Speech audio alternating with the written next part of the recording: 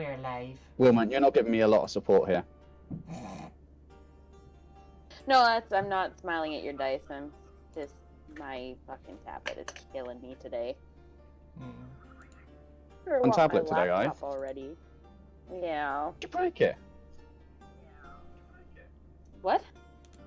How'd you break it already? I didn't. The speakers were stupid quiet, and it didn't have enough storage space on it, so I had to exchange it. And yeah, this was supposed to be in the mail by Thursday, so I might not even have it for next week. Let's see. But this tablet's old. I got it 2 years ago, and it was already like 2 or 3 years old for model when I got it, so... Okay then. So, new laptop coming in soon. Hopefully it doesn't come on a day when it's minus 20 outside and they leave it outside the door, because they'll fucking do that. Right. Kill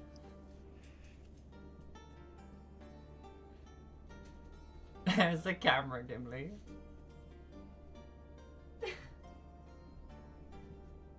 Well, we see you. There he is. And then you. Nope, that was gone. It's like a disappearing act, but a really lame one. Right.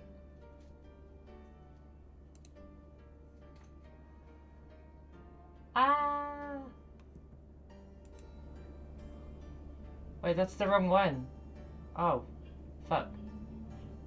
There it is. That's the right one. Cool. I'm good at this. Jodie looks fucking giant today. The alert didn't come through because we were on the starting scene page and I'm stupid and I forgot to do it.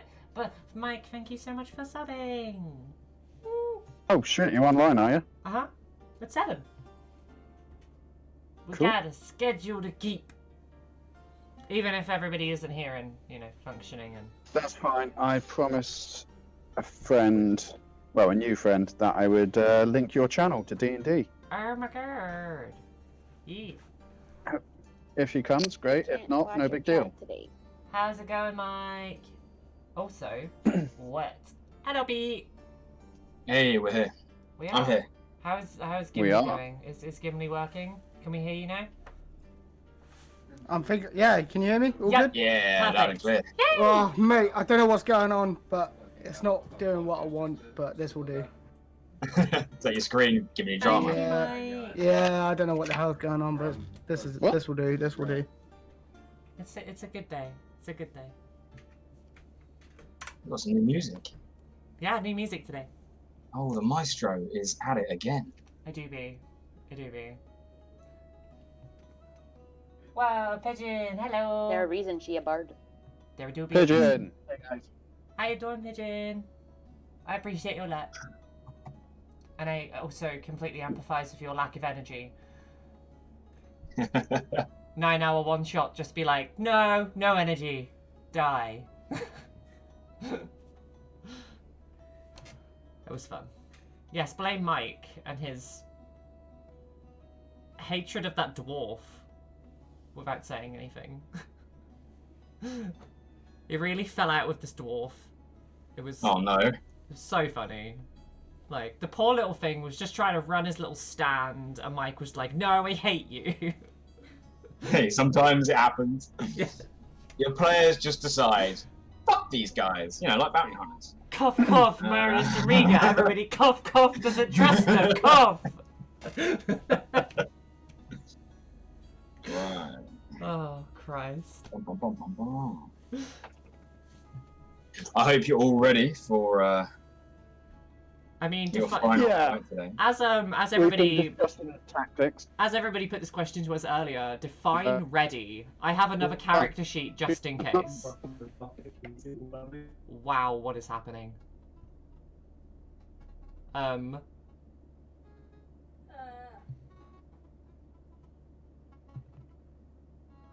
Internet be like getting shaken around in a jar. What the shit? Did anybody hear anything that anybody said at that point? Because I didn't hear anything. Not a clue. Sweet. Not a clue. I heard Pete ask if we were ready, and then it just then our internet just went like that at us. So Nosedived. yeah. So yeah, in response to your question, are we ready? I have a new character sheet. Just in case, yeah? Just in case. She's called Len. She's a light-footed halfling. She's very... Yeah, but Marley won't die. She better fucking not. I'm gonna cry. I've already She cried won't. once today, and it's for good reasons, so I'm not crying for bad reasons today. We've got this. Hated that old dwarf, stupid little bastard. And that's all I'll say on the matter. Love it. Hi, Jodie! Mm-hmm. I don't have the mental capacity. That's fine, Jodie? don't worry, Did that's you see fine. my I love Discord you. DM? Oh, look, I just read it. Yes, you may pick one right now if you wish. I already picked it last night, so we're good Sweet. to go. We're good to go. Do you Yeah, want to cool. do it after long rest? No, you can bring it into account right now. I will quickly just check to see what All you right. I was going to say, we need all the help we can get with this fight. What is a long rest? I don't know her. pick. Well, you guys aren't getting one. Oh, yeah. What's We're not a even bed? getting short rest, so we've got to use our hit dice. That is a short If rest. we're bringing Quick it in now, question. it's a couple extra spells. Wait, hang on. Pix, why Yeah? did you use 3 hit dice on our last heal when you used Song of Healing as well? Extra healing. Extra healing. I've been that badly damaged. Hey, Blue Not anymore. Bald.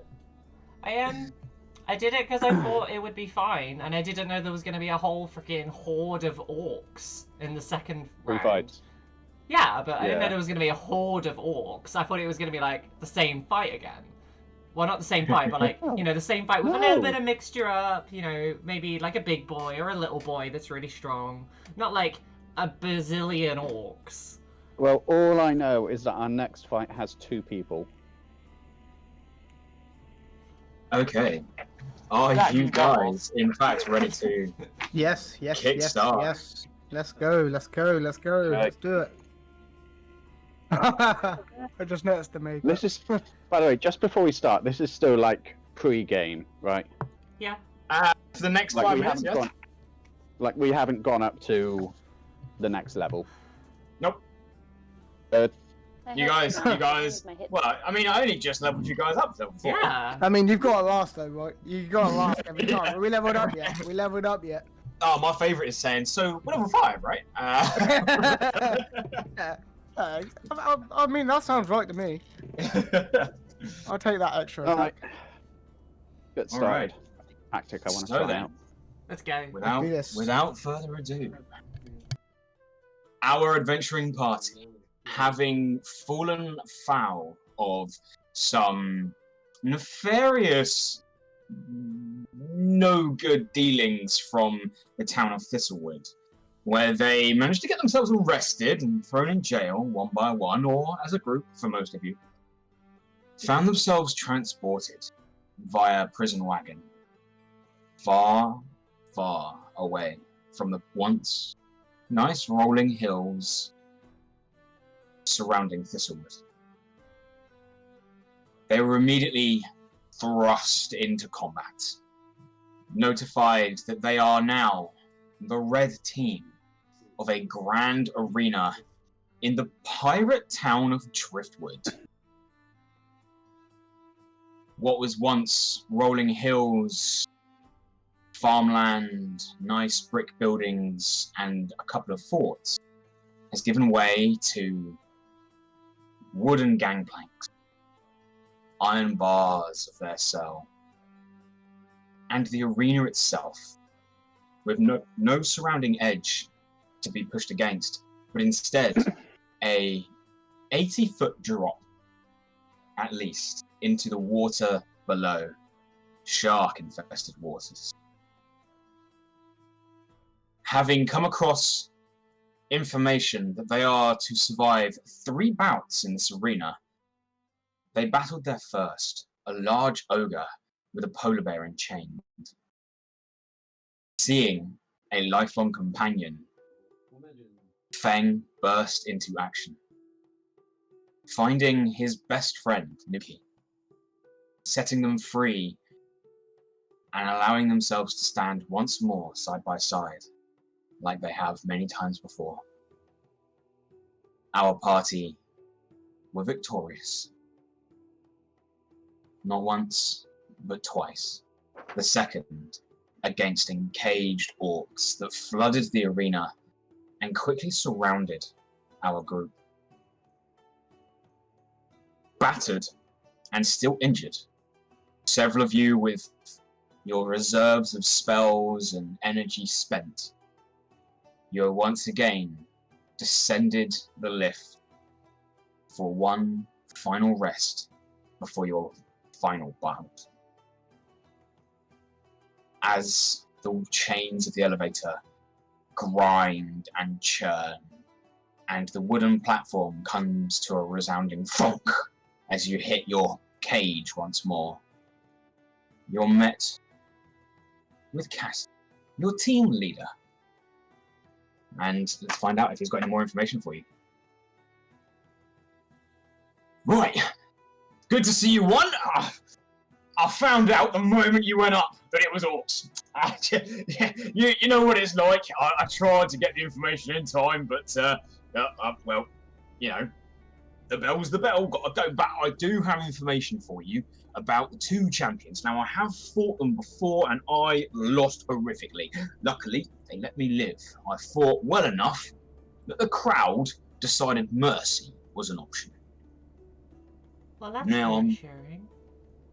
Yeah, I mean, don't fight like shit, and so even if you do lose, so long as there's a bit of flair here, you make it worth the crowd's time. You guys have done pretty well at bigging them up. They might want to keep you around if you lose. Obviously, you're looking to win against these guys. I will say, and I will remind you, that these are two individuals that are champions before, and they have chosen to come back to this arena. As such, they do fight with a degree of honour.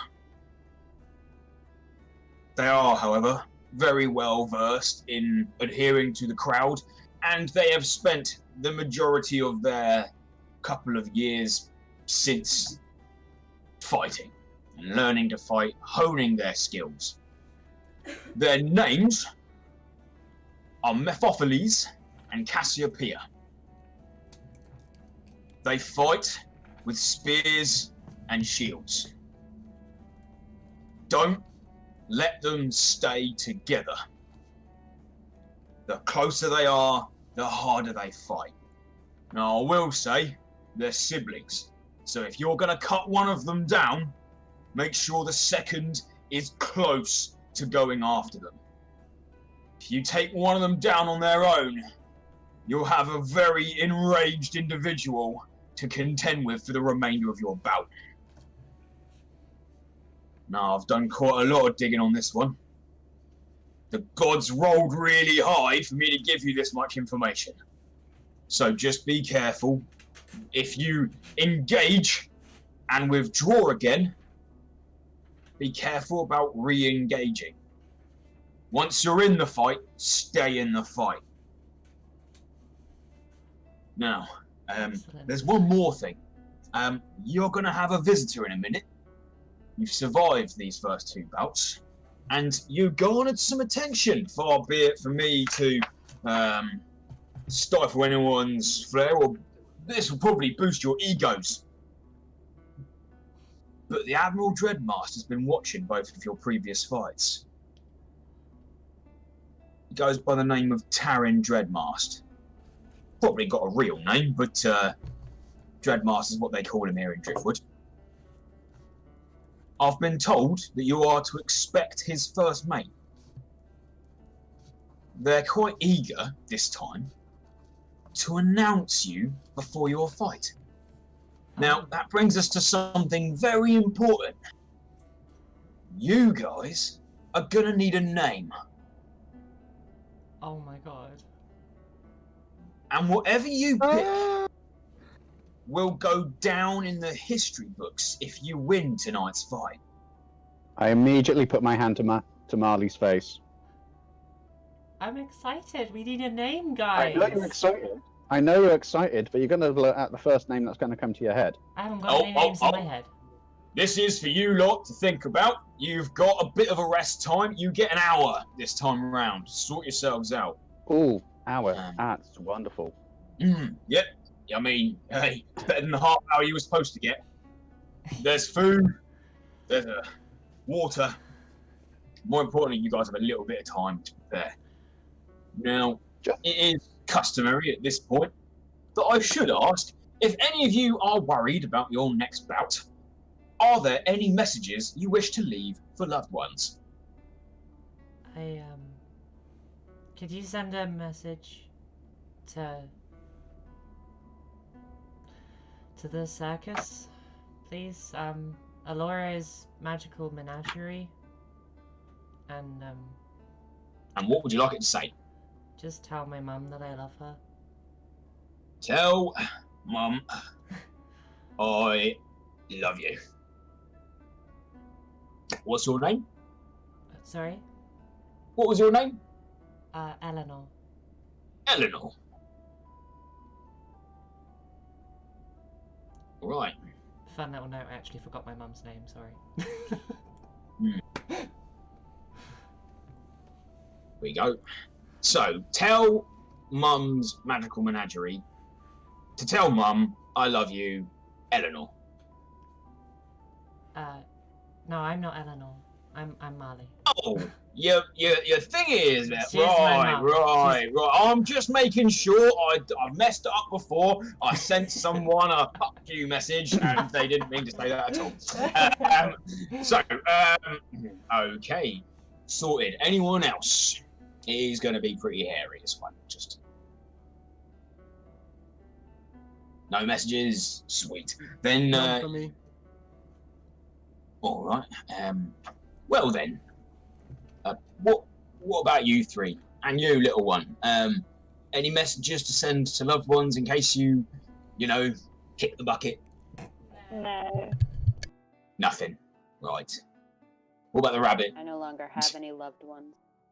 Oh, that's pretty sad. I'm used to it. Well, in that case, if you go down, I'll look after your rabbit for you. Oh, that won't be necessary. We're Noted. going to survive this. Not a problem. Very well, in that case then, I'll just leave you to it. You've got a little bit of time before your guest arrives, so have a sit down together, have a chit-chat, find out what you want to be known as. Just a question, a couple of questions before you go. Mm-hmm. Is there any chance we can have a delve into the weapons catch again? What are you after? I can see what I can find. Guys, any suggestions? Oh, you just wanted to know just in case. I'm sorry, Saz, Yep. what was that? If anyone wants any more weapons. Oh no, I'm fine. Fine. Do you have any nets? There are probably some nets laying around. I mean, it's driftwood after all. We're floating, so we'll have nets somewhere. There's probably some in the arena armory we can dig up. I'll see what I can scrounge for you whilst you're having a bit of a rest. Thank you. Okay, And thank you. what's our odds? You guys are pretty formidable. I will say that. Being stuck in here with you for the time being, I haven't had a good chance to look for your odds. However, Mephopheles and Cassiopeia are undefeated, so they're not great. So, more of a return if we bet. I mean, if you bet and you win, you're probably looking at 50 gold. you are probably looking at 1 to 3. 50 gold. You want to see if I can sneak out 50 gold and place a bet on your behalf?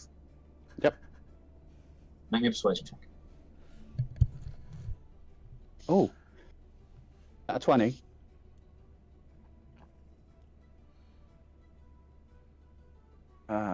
Skills. Man got dice. You do. They're Got dice. That is a 14. 14. All right. Hand it over, and I'll see what I can do. I'll try and get word. Go from there. 50 All gold yours. bet. You are betting that you win, right? That we win. Okay, I'm just checking. Right, okay then. Well then, in that case, I will leave you guys to it. I'll see if I can hustle up some nets and see if I can place this bet on your behalf. Have a chit chat. Find out your group name. You're gonna need one. Cool. Hint, hint for the rest of the campaign. Hint, hint. Hint, hint, chat. Hint, hint. Oh, if chat want to name you. The food, is it just in one big pot? Yeah, it looks like it. Yeah, it looks Cool, like there's a couple of little bits like some loaves of bread scattered around, and it's just a giant stew. Cool, Oh, that sweet. giant stew is going on the floor, and I'm going to give it to Nuki. Just a whole Alright. pot. So, yeah, the lot. Sorry, guys. Before this happens, I am gonna get a little bowl and I'm gonna scoop up some stew and get some bread. It's literally my favorite thing in the world. It is good. It is good. If this is my last meal, then stew and bread, perfect. Okay. Well, Saz, your confidence is really shining today. Oh yes, I plan on putting on a bit of a show. It's going to be fun. You guys will be fine. A name, If though. you... Right. I'm gonna They already sit down. Sorry, Mamba? I'm gonna sit down close to Marle, and I'm gonna keep like without everyone noticing the health potion. You're gonna hand over the health potion in the water skin. Wait, so what?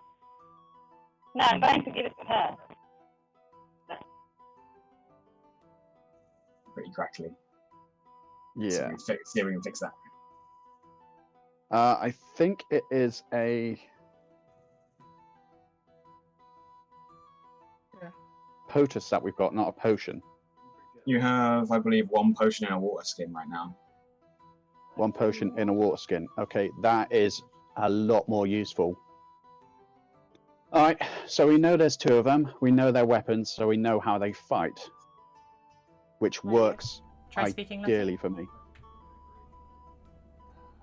Oh, you're good. You're good. Carry on. What did you hear? We heard what you said, but you were just crackly. That's all. The what? We heard what you said. You were just a bit crackly. Oh, okay. So yeah, I'm just going to sit down close to Marle, and I'm going to give it to her health potion, but I'm going to try the rest of the group no noticing. Roll me a sleight of hand check.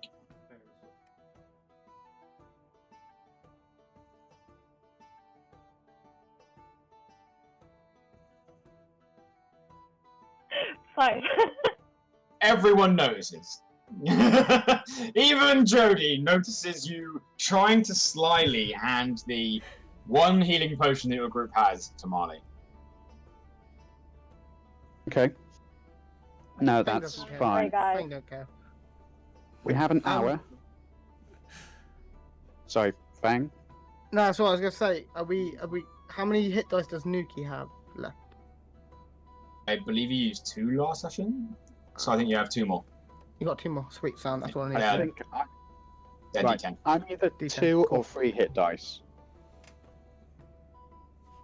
I'm leaving that. I'm confident with 2, but I can't remember if I used only 1 last session. I don't think you used that many at all. I think you used just the 1. So just the 1. So if you're happy with 3, then I can use 3. I'm going to use 4.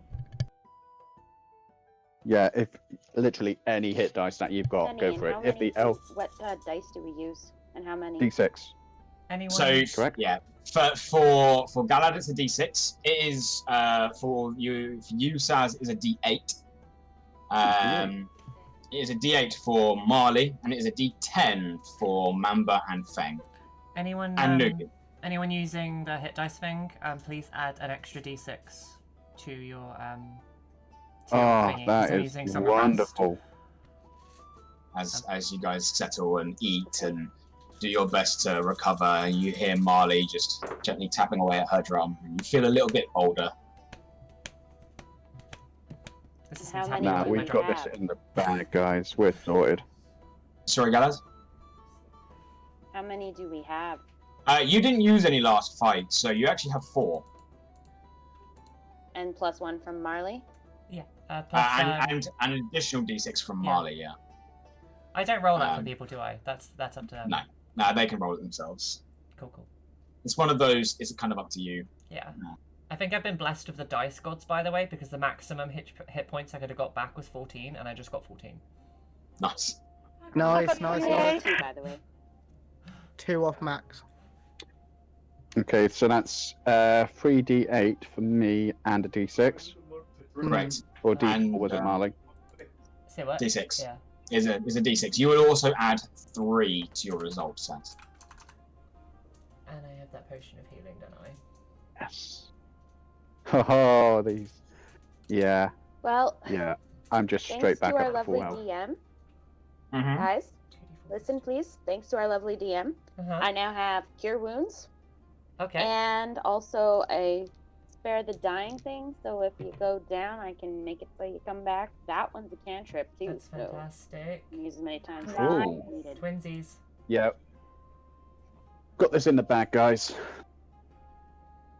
Right, let's put that in. If you Cure can't. Right. Wounds. 4, 6. There we go. Yeah, so Sans is back up to full health. This is awesome. Good. You're gonna need it. I mean, good. I'm okay now. Until I get like a bunch of dice, I'm doing it through the phone. But if it's just going to be one off, I'm going to use my actual dice Fair. because I can't be asked rolling That many. that many times. All right. And considering my plan, I'm going to be rolling a lot of dice. Right. You guys have time. You've got to come up with a group name. Shit. We're all back up to full health. Marley, are you Hi. okay with me having that invisibility?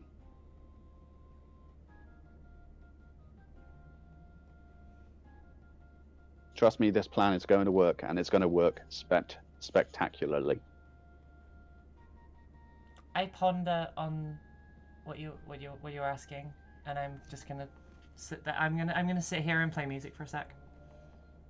So, Okay. what do we call ourselves? Dragon Soul.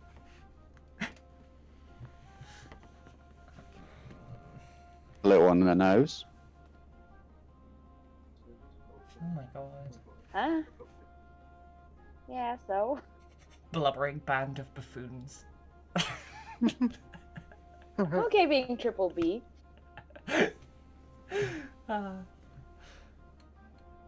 Chat has sadly and not then provided me with stickers. anything helpful. Norian said Mamba and the others.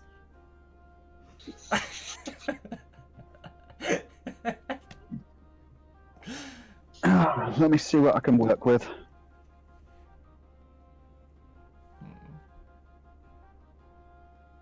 Magic Falcons. Super hard to do on the spot. Pixie's probably the only one who gets that.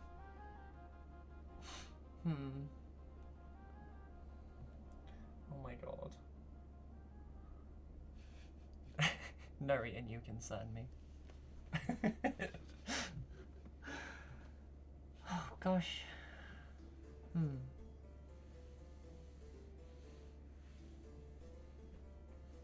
Of all the things I thought we would be doing today, I didn't think we'd be coming up with a name for ourselves.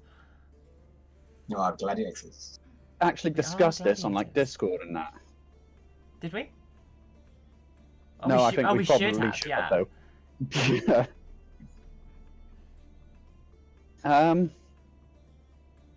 That's what you want. I'm literally going to flow for anything. And I say that to Galad, not Marley.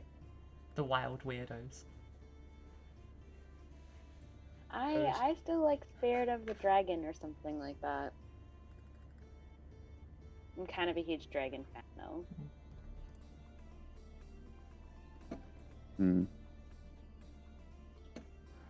Looks down, looks at our marks. Maybe something with that. Don't you think that'll make us stand out a little too much, though? The mark. Tentacle thieves. I was thinking more. Don't really want to go for the whole. We'll figure it out. Call us what you want. No, we have to pick now. Yeah, sure. And if we let By all means, we have to pick. If we let So- these three, we know we're gonna be triple B. So The Black Dragons! none of us. Never mind. No. Not finishing that. You started off with the dragon thing. He did. As What about as the you sat dancing there dragon? Oh standing. my god. Okay. The good, the bad, and the dumbasses. Dumbass! Alright. Does that make me the bad? Absolutely love it. I'm the dumbass. Oh yeah. No, we're Does both we're that both the definitely- dumbasses. Shit. No. High five. No, you saw what Norian said. The answer's no. What, the triple Fs? No, the other one. Oh god. I'm not on chat. I can't see. You have Yeah. to say it. It's the evil X's. But No. that's so cool! Please no.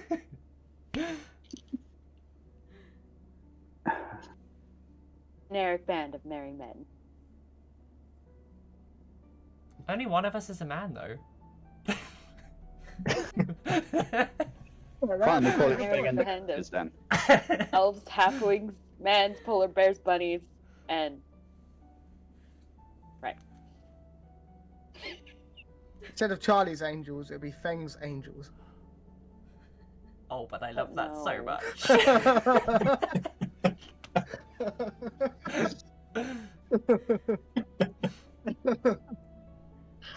Well, that was so bad. I'm sorry. So bad he mutes himself. The Jodie worship. In shame. Polar's mark. Fuzzy pickles. Fuzzy pickles! Marley, Oh, God, Marley you and the better play fuzzy Earthbound? pickles. No, not Marley. Fine.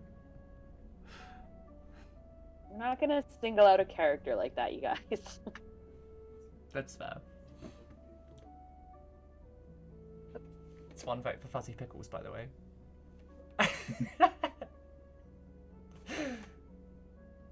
I was I thinking, don't want to play it.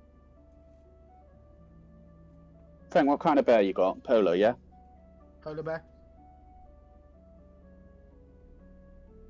Polar's mark. Eh. I thought of a very bad thing for that. What do you think of? Well, Galad is. How about the bipolars? Yeah. I thought it was bad. Actually works annoyingly. It does. Yeah, I mean, my character's bisexual, so. And be Galad being bi, you've got Marley Marley with with actual thing. BBD. Pete's dead. Oh god. The collectors of cute things. That's cute.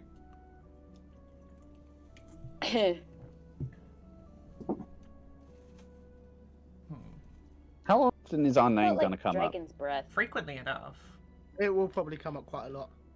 Yeah, it's quite a crucial thing for D&D. I'm not gonna lie. Because you'll get a rep with your name and all sorts.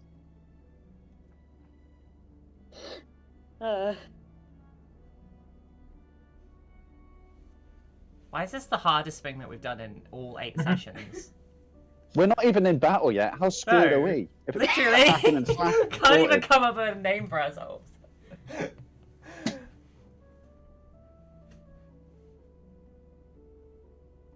I'm also looking. I'm looking around me for some inspiration, and all I have around me is dice and monster cans. See, all I've got is a cat and Jolly Ranchers. Well, a cat on a mug. The Jolly Monsters.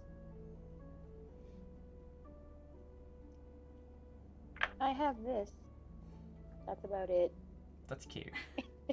That's really cute.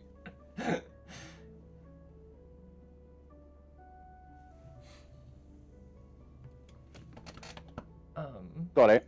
I've got it. Okay. Got it. It better be good, because we've got nothing here. No pressure.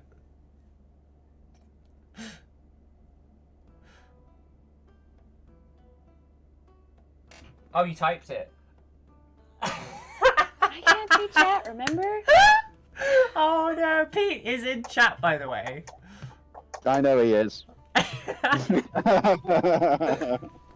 Baby shark. Name I put was Baby Sharklets. Yeah. Oh god.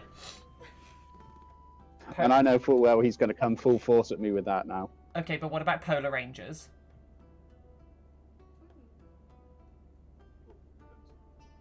Mighty Morphin Polar Rangers. Mighty Magical I'm Polar... strong. Mighty Magical Polar Rangers! Look at this excited wiggle, you know you wanna. Go Polar Rangers. I love it. Yeah, okay. Fuck yes! Mighty Magical Polar Rangers.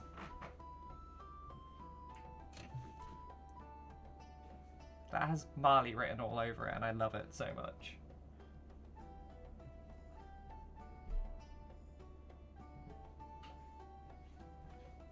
Should we do a vote? Ebony Rangers. Ebony Rangers. See, ebony is cool, but that makes me think of skin tone rather than the. I do actually know a girl called Ebony. Yeah. Nice lass.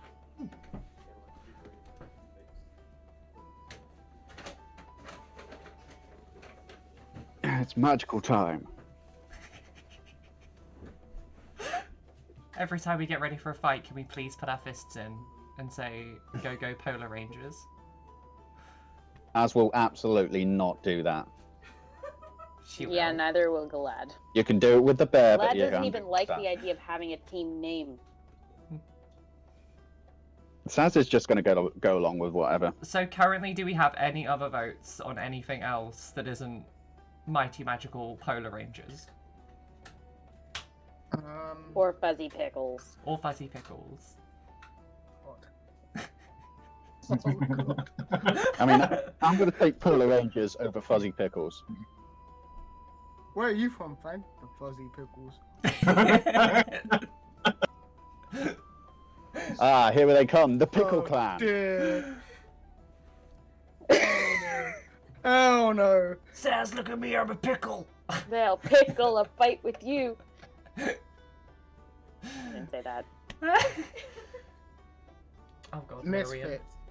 Oh, How'd you for say that? fuck's sake. Misfits?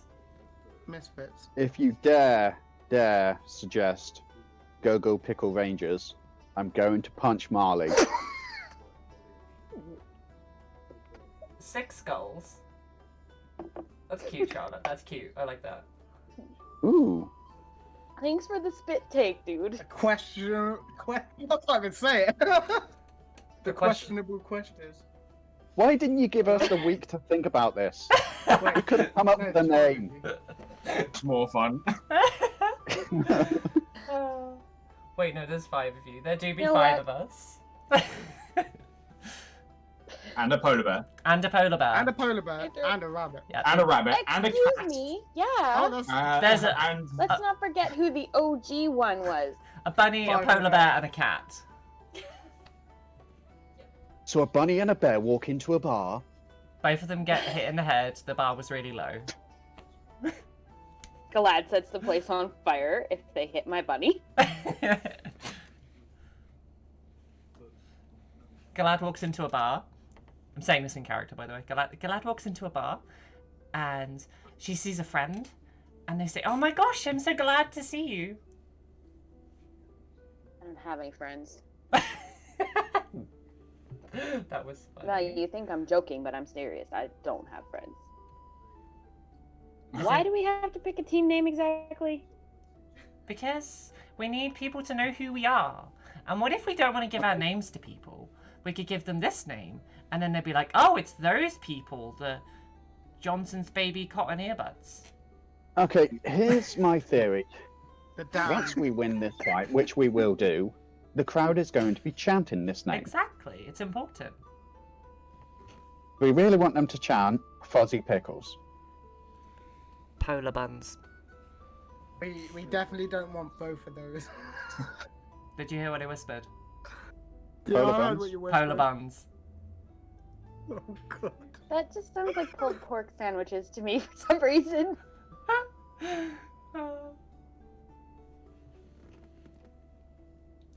Oh, okay. Stormy's got something. 5 friends. What? Chilling in a hot tub because we're not gay? I'm just sat here staring at chat currently. Like, the anticipation. 5 friends and a bear. 5 friends chilling in a hot tub because they're not gay. Sorry.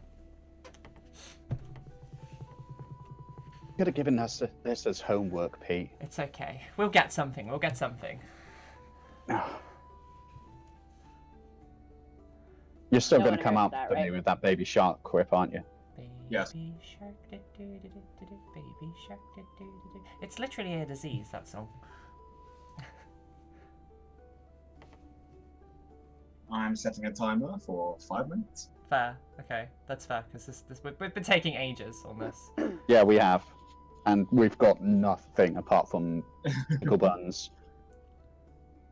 Polar Rangers. Bunny. We're not calling ourselves the Bunny Rangers. Or Polar Rangers.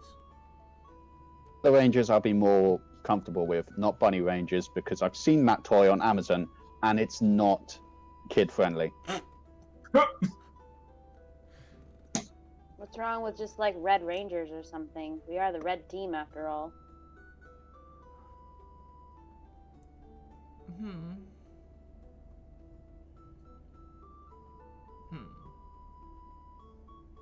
What about Rouge's Mark? What about what? Rouge's Mark. Rouge is a type of red. What language is that in? French. Where are the French people from? Some kind of dead language I picked up. Ah. I wonder if there's a book somewhere. Yeah, I've heard it's a bad place. Good cheese, but that was it. So, Rouge's Mark, Polar Rangers, Condensed Chaos. That's cute.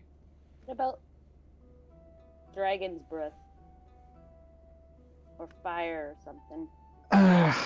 Company of the Pixie, Freed. Pixie, you've got 5 options. Make a poll, and whatever the poll says, that's what we stick to. That's true. I could do that. What did you say, Gimli? Vote. Company of the Freed.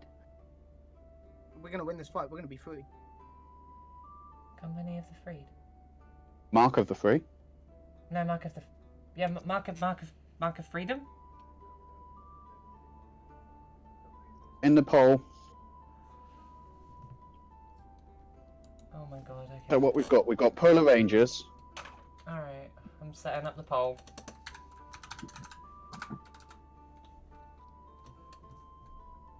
Fuzzy Pickles. Hold up. Don't put Fuzzy Pickles in, I'm not even letting that one get through. Thank Give you. the chat what they want. I like Fuzzy Pickles, but in Earthbound, not in this.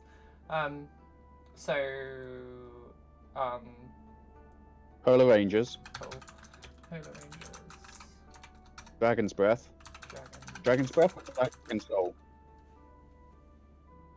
I like I don't Dragon's know. Breath. Yeah. Oh, the fan Yep. one?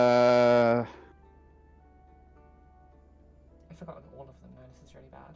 Rouge's Mark. Oh yeah. Condensed Chaos. Oh, I just put that all caps. Whoops. Lost Souls. And you said Mark of the Freed, right? Mark of the Creed. Freed. Creed. The Lost Souls? I vote Band of Lost Souls. Okay, chat. There's a poll. Go vote. Help. Oh god, oh god, oh god, oh god. This is. Ha! Shit. Oh my God, Polar Ranger. Whatever the chat go for, I don't That's have our enough beer name. for this. Pixie, just out of curiosity, Yeah. how cheap is the channel points, or is it just one vote, that's it? I have no idea actually. I think it's 1. I don't tend to set it any higher than that. Oh, okay, it's that or a bit. Okay, so once the time is done, that's it. In the meantime, discuss tactics.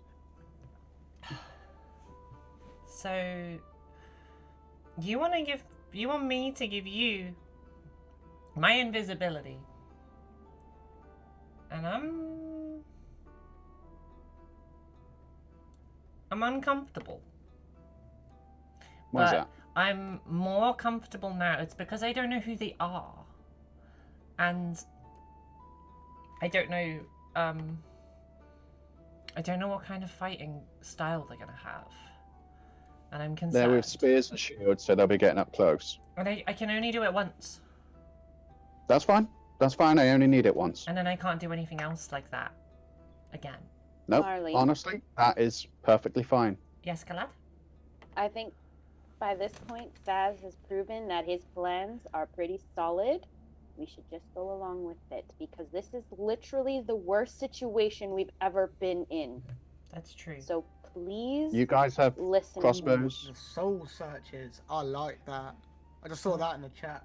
Oh, Stormy, you made one that's better than the pole ones. Soul Searchers? Yeah. I like it. I like that. Yeah. Alright, like alright. I quite like that. As your streamer, ignore the poll. Action for- Haha. I mean, One was winning anyway. Polar Rangers, of course it was. Of course it was. Yeah. I mean, Oh, one of God. those votes was from me, so. As you guys continue talking your tactics, you begin to hear the original entrance to this cage open. You see a pair of armed, but not necessarily uniformed guards step in.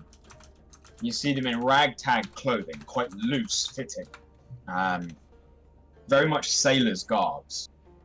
And through there, between the two of them, steps a very smartly dressed Morok.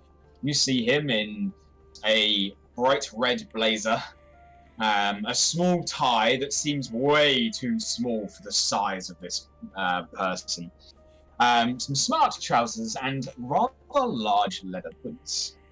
He sort of steps in. Excuse me, this is Red Team, isn't it? You've been fighting. You got your third fight on the go. Is that right? yes. Hi. Yeah, we do. We're on our 3rd fight. Brilliant, brilliant. My captain has told me to come down here and give you a bit of a chit chat.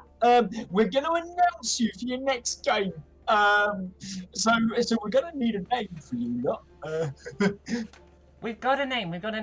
And at this point, I gesture into everybody with my little fist in the air to try and encourage everybody to do it with me. We are the Soul Searchers. Bang has no idea what Nobody- you're trying to do. Okay, I guess nobody's doing that then. Fine. You're supposed to put your fists in and then we all go Soul Searchers. Oh, okay. 1, 2, 3. Soul Searchers! That was the gayest thing I've ever done. Right, soul search. Very well, very, very nice. So just to let you all be very much aware of the proceedings of winners and champions, where if you do win this fight, the elevator's not coming back for you. You will instead get a ramp directly up to the crowd stands, and you will be presented in front of His Admiralty Tarin Dreadmast. He will present you with a wooden hook, and you will all be free. A wooden hook. a wooden hook. It's a symbol, you know, those things that people get to look like something. Like a trophy. Oh, like a trophy. That's But the it's one. wooden and it's a hook. Yeah, you know, so it's not too sharp. You can't accidentally hurt someone with it. I see what you did there. Safety first. Exactly. I mean, if you pushed it really hard, you might, I suppose. Get a really Kind of nasty design. splinter. Oh, that would be pretty vicious. Maybe I should talk to the trophy team and ask if you they can should. change it to something else. Marble. Oh, well- Marble's a good thing to make these things out of. Pretty pricey, that though, isn't it? Like, You we're look not like you gonna have lie. the money. Look Yeah, at how yeah. well you're dressed. Well, I mean, I've been given this. I look pretty smart, don't I? You I do. feel so good, ain't there? I love the tie. Oh, well, thank you. It took me. He brings all four of his really big, fat-fingered hands up, and each one of them is massively larger than the tie. And he's like, "Oh, I did my pretty darndest to get it right. I did." Oh, I bet you Anyway, did.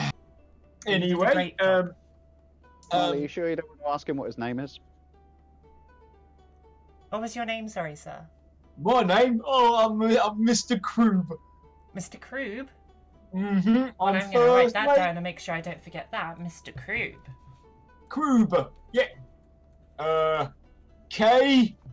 Oh, for K. R. Oob. Oob. Wonderful. Well, I know the correct spelling of oob. Great, because I don't. I don't either. He brings up like 2 arms for a high five, but there's 2 of them. I high five each of them individually. Hey, bro. Right, okay then. Well, are you all rested? You all ready? I'll go get the announcement ready. You'll be great. I think we're okay. Does anybody else need to do anything, or are you all? Let's do Yeah. How much longer do we have left? You guys have about half an hour. Cool. Plenty of time to discuss tactics. Well, I'll leave you all to it then. Well, good luck in your final fight. Thank you, Mr. Kroob. Oh, Cool. that's all right. Question. Oh, What's yeah. our odds? Well, they're not great. They're about 1 to 4. Wonderful, motherfucker. 1 to 4. All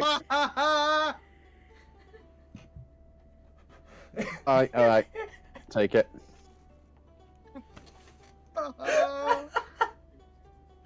Shady characters. Actually, 5 gold. 5 gold on us to win. Well, You've already- I don't take money from bets. And at that point, you see Caster, who's currently holding 50 of your gold, that you gave him earlier, is like, sidles up to you. Did you want me to put this 50 on you? Probably yes. Yeah. All right. Kroob sort of turns about and says, "What? Good luck with your fight. Thank It's gonna you. be so good. I'm looking forward to this one." He rubs all 4 hands together and turns around and walks out. The guards quickly I follow wave. him. He turns, looks over his shoulder, and waves twice. Hey. I like him. He's cute. Down go. He's cute. Right. I like plan. So Okay, now Saz, what's your plan? our plan is quite simple. I need you guys to play defensive. Take out one of the guys if you can. I will sneak behind and take out the other one. If I look like I need a help, by all means, I'm going to need the assist if this doesn't come to work. If you're playing defensive with the range, you know they've got shields, you know they've got spears. They have to get up at least a little bit of distance. So keep that distance away from each other. You've got arrows, you've got spears, you've got spells. I'm putting a Make lot it of work. faith in you, Saz. I've got this. The guy It's said. not Oh, easy, don't worry. apparently. Saz needs to let off a little bit of steam. What Feng just And I said found about not splitting them up. If we take out one of them, the other one has to go very shortly afterwards. Because I have a feeling if you kill us, I mean, I don't know if any of you have lost siblings before, but if you kill somebody's sibling, they're gonna be pretty mad. Oh, don't worry. Don't worry about that. I just need to let off a little Marle, bit of as long steam as and we- give the crowd a show. Sorry, Galad. As long as we finish off the other one, we'll let Mm. Saz handle the first one. We should be fine. Okay. Honest.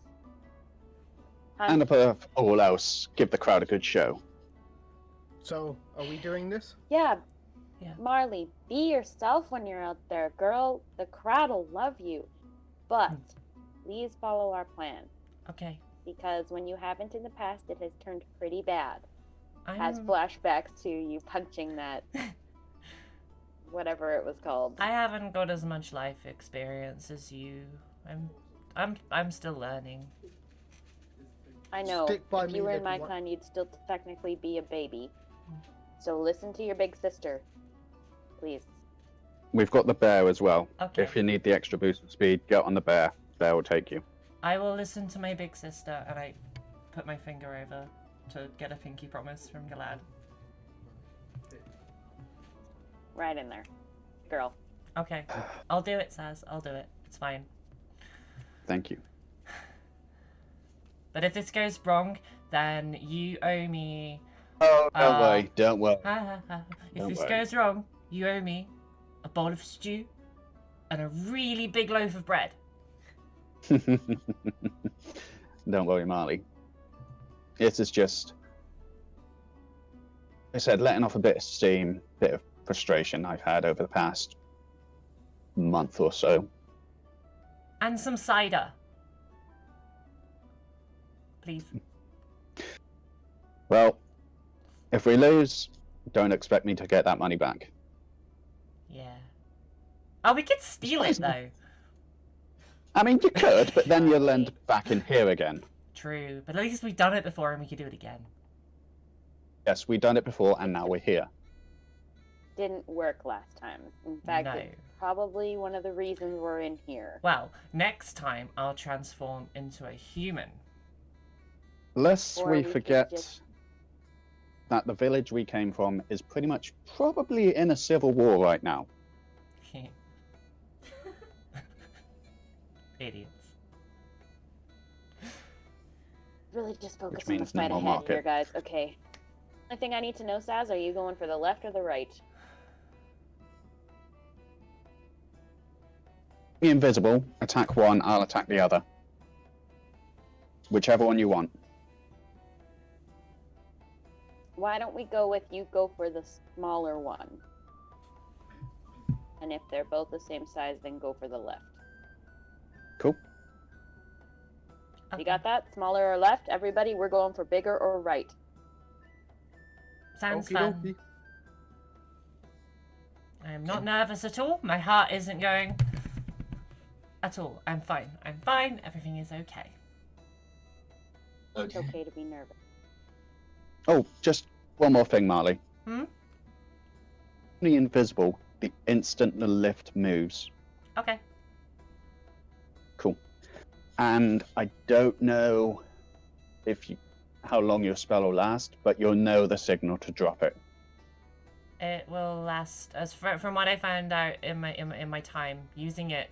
It will stop as soon as you attack something or as soon as you cast something. Everything else seems to be okay. Nobody seems to notice me. But Perfect. those are your conditions. So at this point, Perfect. I'm gonna sit down and just cross my legs and do some breathing exercises with my drum in my lap. Mamba and Feng, you've been pretty quiet. Is there anything you'd like to do before you guys get on board the elevator? Nah, all good. All good. Yeah, all good. Just gonna Getting ready chill for out the with fight. Nikki. Yeah. Okay. You guys wait for a moment, collect yourselves, prepare for one more bout in this arena. Before long, you hear high above, ding ding ding ding ding ding ding ding ding ding ding ding ding ding, and you're ushered towards the elevator once more. On the way past, you are offered a net, Feng. I will take that net. It is quite wieldy. You will need to decide whether or not you're going to have a weapon or a net or a shield or a net. Okay. Just put it over the bear. Was it I'm a gonna- blanket? I'll have the. Can I have the net, like thrown over the shoulder for now? Like just Yep, sort you of can. stowed? Yep, That's you fine, can. I'll do that. That's fine. Okay, you guys all climb aboard the elevator. At this moment, I am going to cast invisibility on Sazarac. Thank you. You won't regret this. You watch as Saz gives you a confident smile before, like a Cheshire cat, just fades away. You can feel their presence on the elevator around you. Saz, please make me a stealth check at advantage. I whisper to Feng, well, that wasn't creepy at all. Check at advantage. Where'd he go? Hey, I have dice now. You do have dice.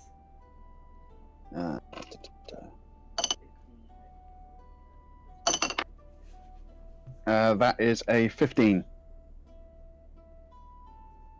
You guys feel this time the elevator rising once more like it previously did. However, the grinding of the chains is slower. You guys ascend half the pace you originally did. Looking directly up, you begin to see the cracks of light as the trapdoor above is pulled open. And high above, you hear a billowing voice. Ladies and gentlemen, for our final bout, we bring you a triumphant team. Tamers of bears. Slayers of orc. Marvelous. Magnanimous. The soul searchers. As you arrive onto the top of the platform, you look around and the crowd erupts into cheers. The slow, steady of red team turns. Soul searcher. Soul searcher. As a good third of this crowd begin chanting your new name.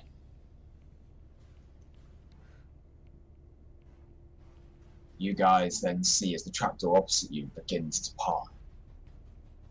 Returning for their first fight this side of the season. Since their return from Dragon's Head, we give you a crowd favorite.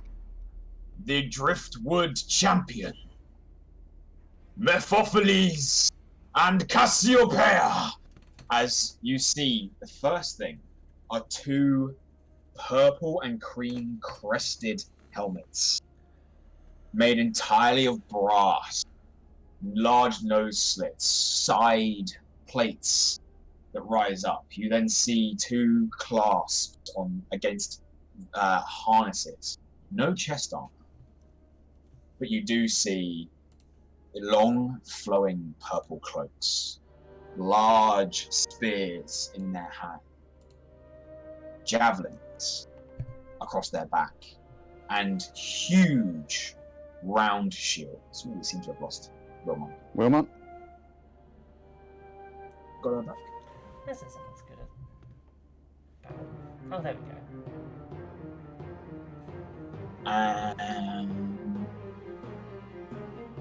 We're back.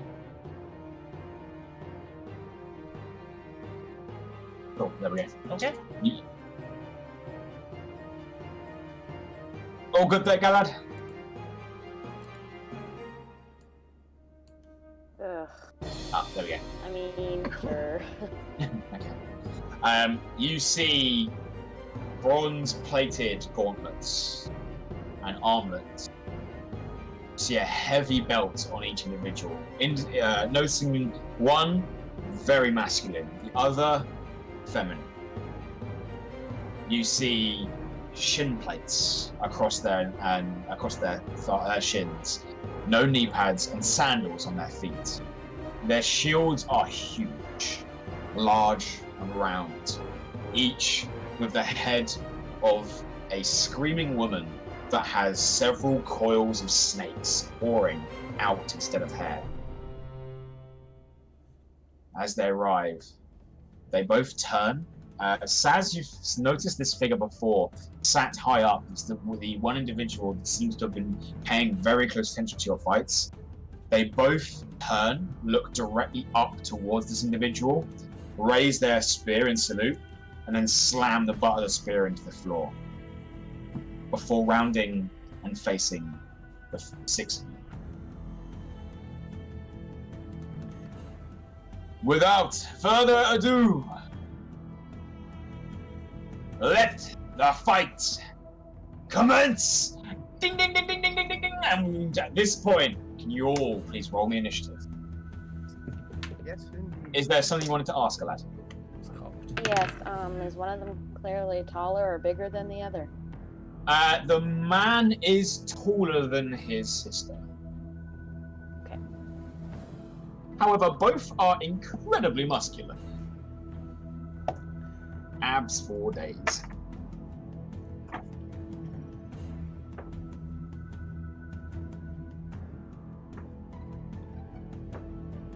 Say someone got a good initiative. Did anyone get above a 20? No. Galad, what'd you get? Nat 20, 23. Nice. Okay. Did anyone get above a 15? 15. Bang on 15. Can you roll me a d6, please? Yeah, of course. 3. So you got 2. 3. 3. Cool.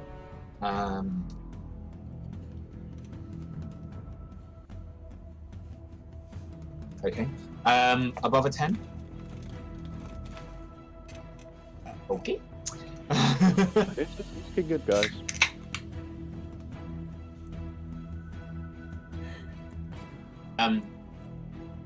What did everyone else get? 6. 8. Okay, so Mamba, Feng, and Saz at the rear. Okay, so This actually works for me. as the bell tolls, Fuck. you see both individuals bring their shields to the front and slam their spears pointing down, and they just stare across the top of their shields. You can barely see their heads, just the tips of their helmets and their eyes just inspecting and glaring down their opposition. Galad, you are the first to respond, however. What would you like to do? Okay, well, first I'm gonna to my team and be like, we're going after the guy. The guy. Okay, I want everyone to nod that they understand. I understand. Yes? Okay. Then I'm gonna cast True Strike on the guy. Okay, that'll give you advantage on your next attack roll, as you immediately begin to see some weak points. Okay. Is there anything else you'd like to do on your turn? Nope. Okay. Marle, you're up next. Okay, so it's just a free gladiator pit. There's no obstacles or things in Doesn't the seem way. that there's Okay. doesn't seem to be any obstacles at the moment. All right. Okay. I am going to pull out my crossbow, load up a bolt, and fire at which one are we going for, Galad? My male, the boy. I'm going to aim at that I one. point to the guy. Okay. Make your attack roll for me. What the hell is my modifier on this? It's the first time I'm fucking using this. I have a +2 to that. Sweet. Okay, how's 12? 12. You watch as your crossbow bolt just splinters into one of the large shields and just detonates into fragments of splinters and steel. Okay, that's fine. And as my bonus action, I can't cast a cantrip for this. I don't think your cantrips are bonus actions. No, that's fine. That's fine. Okay, in that case, I'm going to pull out my lute and start playing a kind of ominous solo. And as the magic pours out of the strings, I'm gonna direct it with my hand as the music still plays from my lute and throw it in the direction of Feng. Specifically Feng, not Nuki. But Okay. Is that an inspiration? yes, that is my Yep. last inspiration. Feng, you have 1d6 inspiration dice. I can't attack again, can I? With the crossbow. That's fine. That's fine. Not yet. Cool. Okay, fine. are you guys staying on the platform, by the way, that you came up on? You Uh, have about 40 feet behind you and 30 feet ahead of you. I think I'm gonna stick with wherever Feng is, so I'll stay there for now. And maybe hold my movement until he moves. If that's something I can do. Yeah, sure, I'll let you do that. At this point, you watch as you guys are perfectly around them, both of these individuals slightly raise their spear and advance 10 feet forwards, just slowly, systematically. Before they rest their spear against their shield, both reach out for a javelin and just hook it over the top of their shields. They are going to aim for Marle, seeing that you are throwing out magic, and seeing Galad use some magic as well. They're aiming for the two of you. Against Galad, that is a 16 to hit. He hits. You take 6 points of piercing damage as the javelin cuts across your skin. Cassiopeia is going to throw hers at Marle. Marle, that is a 23 to hit you. Holy hell, that hits. You take 6 points of piercing damage. Oh, interception. Go ahead and see if you can reduce that damage then for me, Feng. I need a D10. Shit, I just dropped it. It's all going wrong. Yeah, my D20 is already under the sofa. I reduce it by 8 points. You take no damage. Yay! Thank you, Feng! So you're okay. You do not have to make a concentration check. You watch they then grab their spears once more and just level them. Now 20 feet away from you, they're going to stay put where they are. That brings us to Mamba. It's your turn. I'm going to attack the girl with my bow. Okay.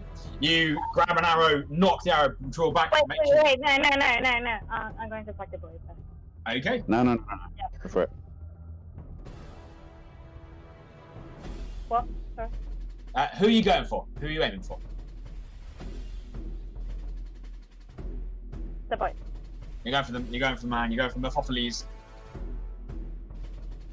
Yeah, sorry. Yeah. All right. Make your first attack roll for me. 9. 9. They're trying to compensate for the large shield. You aim at the. Wait! I didn't add the 6. 14. 14. Still trying to compensate for the large shield. You aim low, trying to get the ankle, and your arrow just skids across the floor and ricochets off, missing. You do have another shot because this is the first round of combat.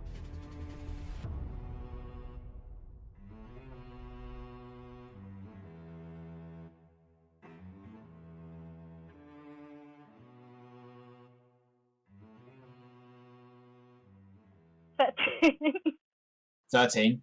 Once again, you aim this time, you fire.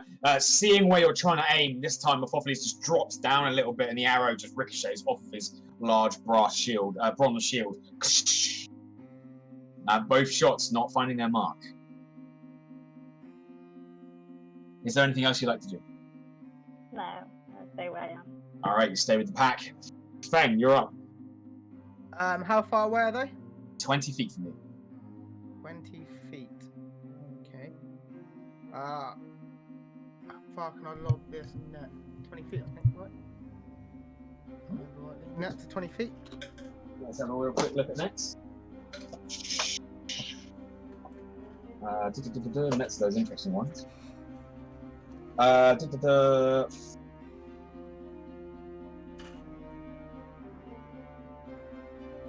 15. Is it 15. is it? Yeah, it's 5, 15. So you're disadvantaged past 5 feet. Okay. I'm gonna go move forward 5 feet, and Yep. then launch the net at the male one. Okay, make me an attack roll at disadvantage for me. Disadvantage. Yeah, your range. The range in your net is 5/15, which means it's disadvantage past 5 feet and a maximum range of 15. Right. Brilliant.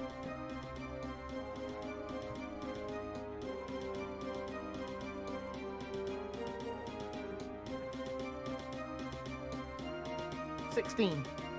16. Yeah, that's a good roll. However, as you throw the net across, the Mephistopheles just sort of spins on his heel a little bit, and the net clatters against his shield and just slides off to the side. And it's still in the arena. It's not damaged, but it is on the floor. Okay. That's fine. You're gonna stay 5 feet out ahead of the party. Yeah, I'm gonna stop there. All right. Yeah. With my held movement, I'm gonna be in Feng's shadow, kind of. So you're gonna stay behind him. Yeah. Yeah, cool. Saz, it's your turn. Cool. Insightful Fighting only grants me access to one of the fighters, correct? One of the two, correct. Cool. I am going to use Insightful Fighting on the male. Okay. Okay. And then I am going to hold my action and dash towards the girl to sneak up literally behind her. They're 20 feet away, I can move 30 feet, so I Okay, can cool. get up close. Make me an insight check for your insightful fighting first. Okay. I'm just going to roll off D&D Beyond, and that is a, god fucking damn it, that's a 9. At 9, you do succeed. You do manage to get through Mephistopheles' sort of, especially with him not knowing you're there. He's not trying to necessarily hide it from you. But you do manage to get an insight into his fighting style, and you're pretty certain that you could find his, you could get access to his weak points if you went to strike him. Cool. Right. So you've done that. Would you like to move at all now, or are you going to wait? No, I'd want to move right behind the girl. Yep. So you dart around behind them Yep. using your movement. How close are you getting?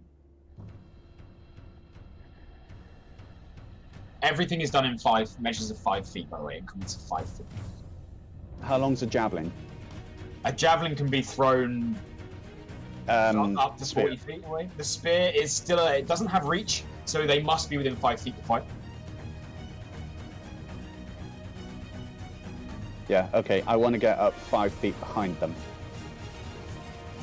As you rush up and you get within 5 feet, hearing your footsteps on the wood, Cassiopeia immediately spins around and is going to use her reaction to counter jab and thrust in your direction. It is at disadvantage because you are invisible. However, that is a 15 to try and hit you. What's your armor class? 15. Your armor class is 15. So, Yep. so they do hit just. This is actually going a little bit ahead of schedule, but carry on. Okay, cool. You take 7 points of piercing damage Okay. as they pull their spear back. Okay. So now I use Hellish Rebuke. Okay. Okay. Yeah, cool. So, seeing as the spear buries into you, your blood begins to burn and boil and erupt into flames. Actually, before I use Hellish Rebuke, can I use Thaumaturgy to increase my volume in my voice 3 times as loud? You know what? I mean, it is your action, but yes, yes, you may. What would you like to say as your blood begins to boil and launch out of fire? Just literally bellow out as loud as I can. All right. You let out this roar. Make me an intimidation check. Cool. They're going to make a dexterity saving throw against the Hellish Rebuke. You do immediately become visible as you cast Hellish Rebuke. Again, works perfectly. Yep, cool. Intimidation. That Intimidation. Is a... Come on. That's a 17. 17. The roar combined with this sentient nature to your burning blood that lashes out and retaliates towards Cassiopeia. It is quite a show. The crowd immediately sort of almost go into a hushed silence as they watch this moment. I'm liking this. Can you... it's a dexterity saving throw for Hellish Rebuke, isn't it? Checking that now. It is indeed. And your spell save DC is...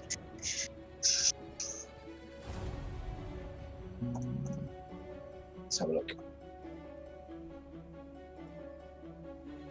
Okay. So, with a 16 on their saving throw, they are going to pass, but you still roll damage. So, it is 2d10 fire damage. 3d10. Yeah, sorry, 3d10. 3d10 fire damage. Okay. I clicked the button. And they are going to take half of this, but it is still damage. Oh, that's fine. That's 23. Hit. 23. Sorry, 23. Yep. So half of that is going to be... Wow. Yep. And do I still have my attack as well? No, you spent your action to cast Thermatorture. Okay, yep, that's fine.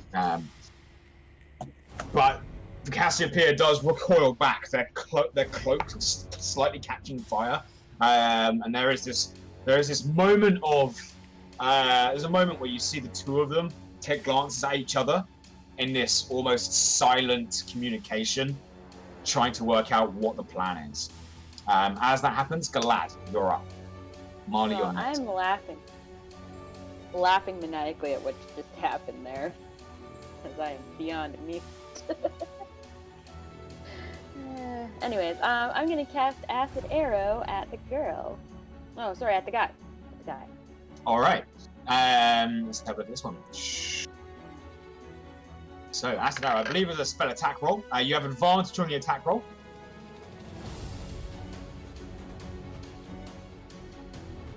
I took that. 16. 16. As the acid arrow flies off towards their target, you watch as, stood next to one another, they both spin, put their shields together, and block. Their armor class is temporarily increased, and you miss. The arrow does splash the target for half as much damage, though, so you still roll 4d4 for the acid damage.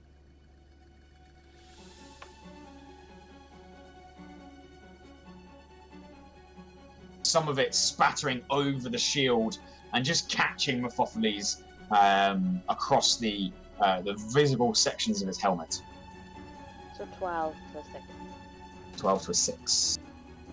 Does he still get 1? No. 2d4s now?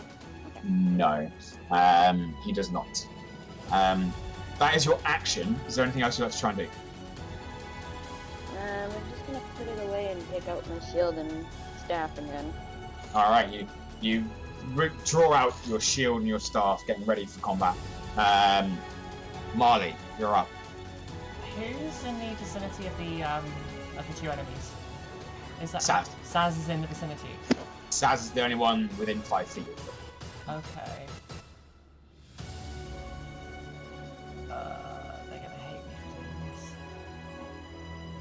They're really gonna hate me. Okay. Can I use Earth Tremor as my action, and then use all of my movement and my bonus action to dash? Like, so I run, cast a spell, run back. Yes, you can. Yeah. You can indeed. Are you running up to 10 feet away? Yeah. I'm running up to as close to the middle. of them as I like however I cast Earth Tremor, just launch it onto the floor in between both of them. Yeah, cool. You can do that. You can do that without hitting Saz, so Oh, that's sweet, fine. wonderful. Okay, I'm going to run up to the middle of them and sort of directly where they're placed, cast down a first level Earth Tremor. All right, let's have a look. You rush forwards, and you take your drum and you just bash it really hard as this sound wave echoes across the wood, reverberating the floor, which then begins to crack and splinter. They're going to make dexterity saving throws on a... They're doing really well. That is going to be a 22 and a 23. So they're going to pass. But the ground is now difficult terrain. They don't take any damage, but they're just like separated by crappy ground. Yeah, they're like standing on these bits of broken wooden flooring and like chunks of old netting. The net automatically fails to save. Isn't going to get broken though. Cool. No, yeah, they're not. The net is still in one piece, just. Sweet. And then you're going to dart back to the. Yeah, I'm going to dash backwards. Pack, yeah? Back into Feng's shadow. Yep, you have enough movement to do that. Sweet. That is. Have you got any other bonus actions you'd like to try and use? I don't think there's anything that I can do. Like, there's nothing I can attack with or anything like that. Is there? No, I'm afraid not. In that case, it's going to come to their turn. Seeing as the ground gives away underneath them, the two warriors, having shared that look, are both going to turn as Cassiopeia stays fixed on Saz. Mephopheles turns his back to the rest of you, brings his spear up, and just joins Cassiopeia 2-on-1 against this target. They're both going to make their attacks against you. Yay. The first one's going to be a 10 to hit you from Mephopheles. The spear goes past. You manage to duck out of the way, and as you watch as he pulls his spear back, you see his shoulder drop as he tries to slam you against the shield. On a 14, which I believe misses. You've got an AC of 15. Do you have an AC of 15? Yeah, cool. As that one also misses. Cassiopeia is going to make her attacks against you, though. That is going to be a 19 to hit you. Followed by the shield, which is going to be a 16. So they're both going to hit. This time, you watch the spear comes through. That is 5 points of piercing damage, followed immediately by 4 points of bludgeoning damage. As okay. So back to where we were before. Back to where you were. Okay. And then seeing that, Mephopheles spins away from you. I think you've already used your reaction to cast. My only reaction was Hellish Rebuke, apart from my opportunity attack. Yeah, cool. So he's then actually going to spin away from you and just put his back to Cassiopeia, and they're just going to stand back to back. That's going to end their turn. Amber, you're up. I'm just gonna use my bow again against Bosha. Alright, make your attack roll for me.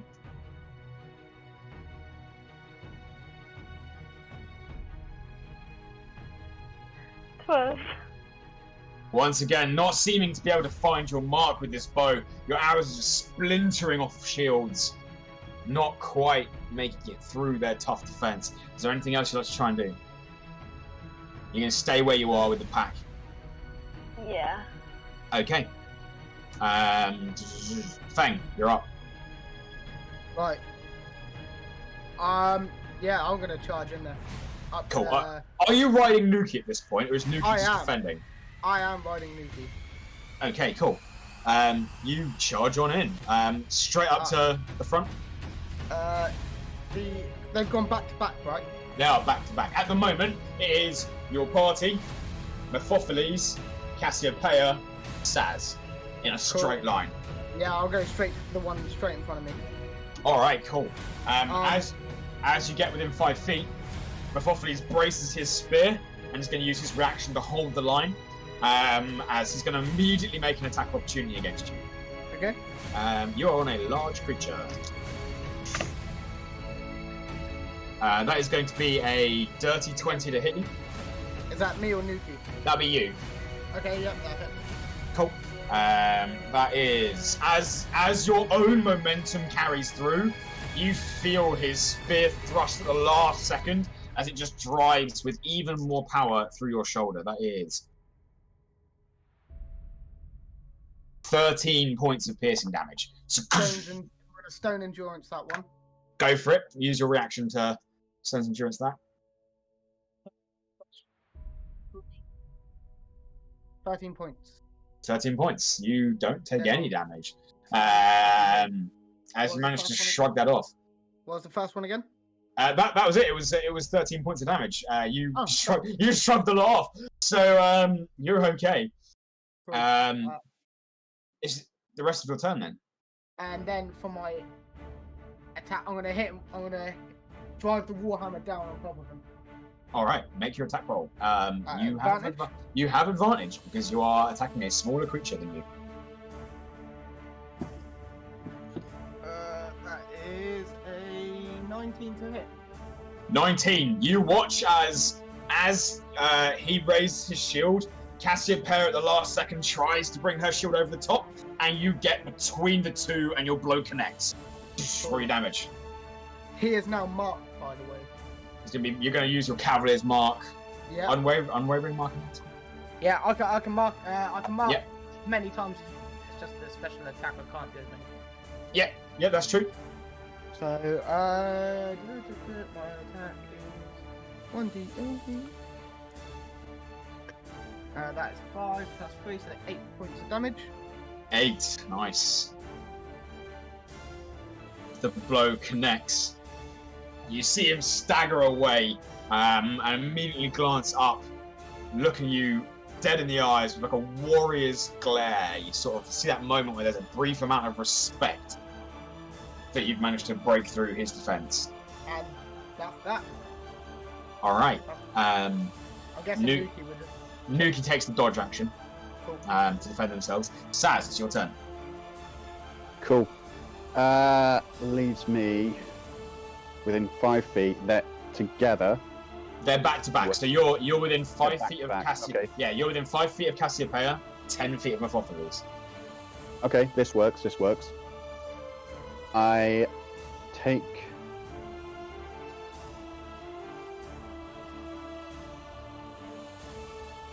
I'm going to go. I don't know if it's 20 feet back against the wall. They move 10 forwards. It would be, 20 feet to the edge. Okay, so I'll go 15 feet. Okay.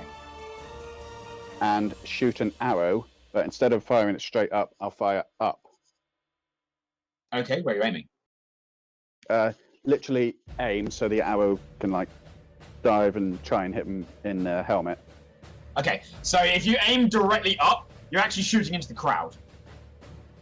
Remember, you're in a domed arena and everyone is around you. Oh, there goes that plan. For you to be able to fire the arrow so that it will go up and come back down in an arc, the power of that shot would have to be so weak that the arrow wouldn't actually do anything. Okay, fair enough. But you are going to aim. You're aiming for the above the shield, yeah. Yeah. All right. Just enough for them to bring the shield up. Okay. Go ahead and make your attack roll for me then. Okay. Oh yes. 25 to hit. 25 is going to hit. So roll your damage for me. This is against Cassiopeia, isn't it? Yep. Yeah. So this is one. You've got a short bow, right? So it's 1d6. 2d6 because it's a crit, correct? Did you roll a natural 20? Yes. Yeah, you did. Cool. So you got an natural 20, brill. So it is 1d6 times 2. Okay.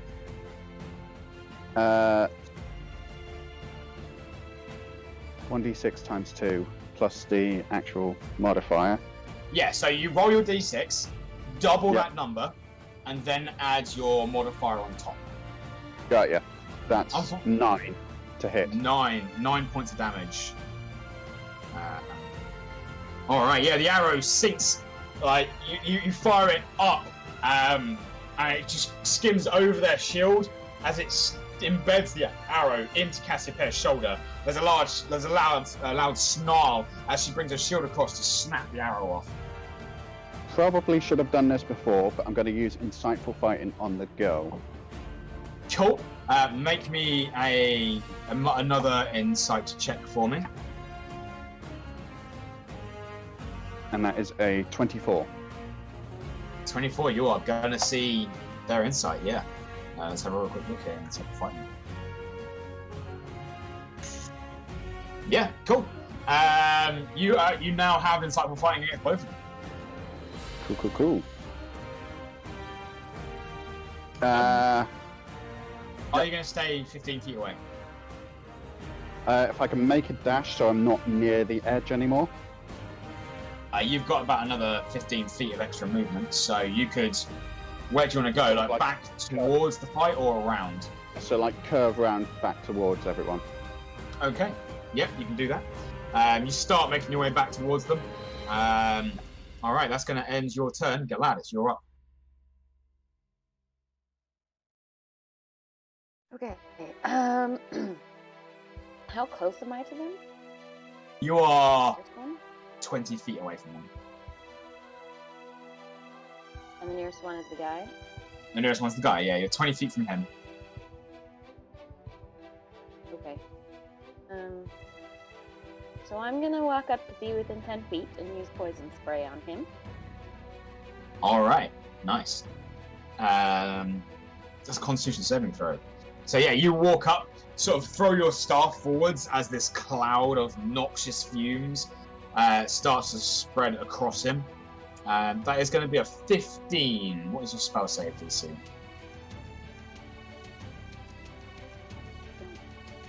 Oh, 13. 13. As the cloud pushes across him, he manages to take a sharp intake of breath and rides through the pain. You're starting to get the feeling these guys are pretty strong, and they have quite a good constitution. I back up to be where I was before. All right. Marle, you're up. Okay. Quite a good constitution, you say. So, Okay. I'm going to use my action to cast Toll of the Dead on the guy. That's the one we're fighting. And they've already took damage, haven't they? they have indeed. I think that's a wisdom saving throw. It is a wisdom saving throw. All right. Please roll terribly. These guys are doing really well, and that is a 14 plus 2, 16. Damn it. No, it seems to your spells keep throwing out, and they seem to be just keeping up this mental fortitude for the time being. Okay, that's me, I think. All right. I'm gonna stay where I am. You're staying back with Galad and Mamba, yeah? Yeah. All right, cool. With that, the two of them seeing you dart away, they're gonna take stock of their surroundings, and they're both gonna go after Feng. So both of them are gonna bring their spears up. That is gonna be a natural 20 and a 22. Oh, geez. With the spears. Both against Feng, yeah? Both against Feng. Cool. They're using their spears to try and. They're using their spears to try and root you off of the polar bear here. So that is going to be a 4 points for the regular damage, for the regular hit. Yep. And 15 on the crit. Uh-oh.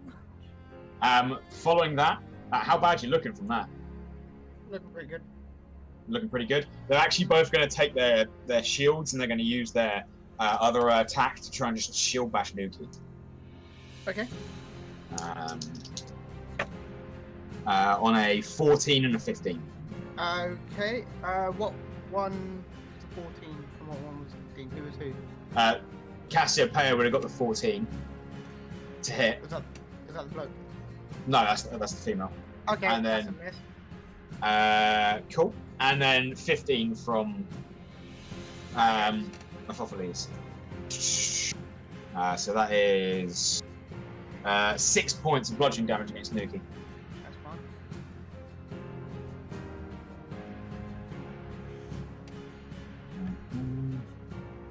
Cool.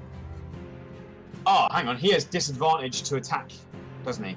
Yep. Because you marked him. I'll double check, see if he still hits. He does. He's still roll higher. That's cool. It's fine. All right. That is their turn. Mamba, you're up. Okay, aiming to the boy again. All right. Making another shot here. Knocking another arrow, loosing it across. 15. 15. Once again, just meeting that heavy bronze shield, just clatters off. Are you staying where you are? Alright, you're just continuously firing arrow after arrow, doing your best to get to these guys. Getting closer! Getting closer! These numbers are going up, which is good. Feng, it's your turn then. I'm gonna dismount. Yep. To attack. Do I? Actually, I'm gonna get Nuki to attack Laws on the guy. Okay. I can't remember his name. Mephopheles. Yeah, Nuki's gonna attack with her claws. Okay. Make an attack roll for Nuki. This is not at advantage. 15 plus 7. That's 22. That is gonna hit. Nuki raises up on her hind paws, rises to a full height, and just crashes down upon his shield. There is a brief moment of panic when he sees Nuki rise up, this dire polar bear, onto her hind legs. But he does get ready for the attack. How much damage does Nuki manage to do? 2d6. So that is a 5 and a 3 plus 5. So that's 8 plus 5. 13 points? But yeah, 13. 13 points. And then, as my bonus action, because he attacked Nuki last turn and dealt Yep. damage, I'm going to bop him again with advantage. You are. Go ahead. Do it using your unwavering mark. Don't forget about inspiration. You do have an Yeah. additional d6 if you need it. Do not need it, because I rolled an 18 plus 5, so Oh wow. 23 to hit. 23 is going to hit. Roll your damage for that as well. As you immediately, seeing his attention on Nuki, bring your hammer around and then just uppercut underneath his shield. How much damage you do? That is 8 plus 3 points of damage. That's another 11 points. Another 11. And he is marked again. He's immediately remarked. Yeah, cool. You just start advancing yourself upon these guys, seeing every step they make with your own in a very hold the line style of fighting. You are not letting this guy get past you. That is it for you. Saz, you're up again. Cool. I cast Thaumaturgy to create a sound, be it the echo of the scream that I made or kind of loud noise, but I want that sound to be right in the middle where they are. Okay.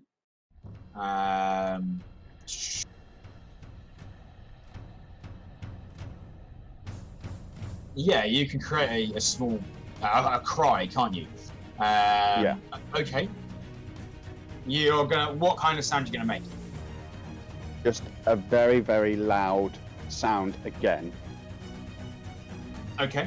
Or Once again, like what I you- did with my voice, but you in once between. again hear Saz's roar as they emanating from the middle of this melee. There is a brief moment where the two of them glance at each other and look back and continue fighting Feng.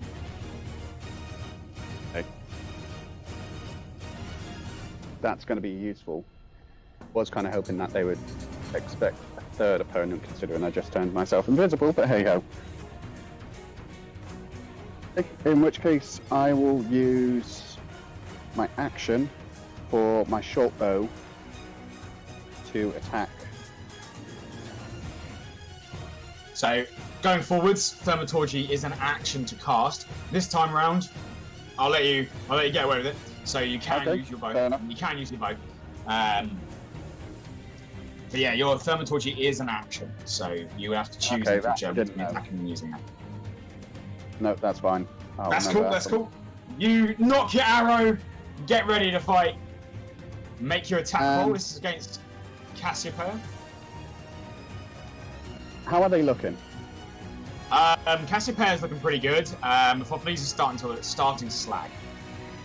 Okay, I fire at Mephistopheles. All right, make your attack roll.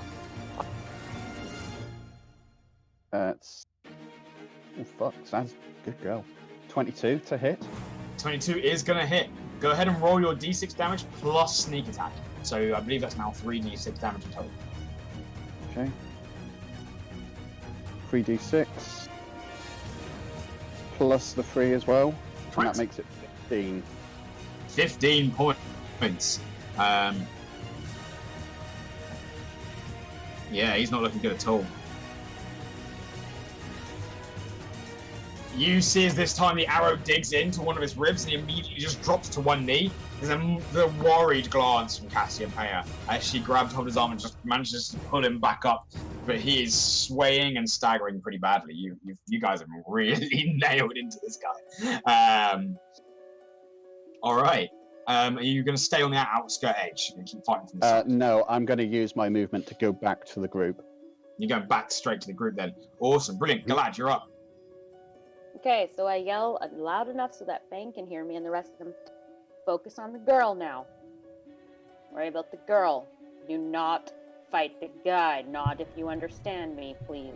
I got you, sis. 1 second. Good. Okay. So now I'm going to get within range and cast color spray on them. All right. Go ahead and roll your color spray number. I'm gonna do it at 2nd level as well, so it'll be Nice. 8d10. Yeah, that is a lot of dice.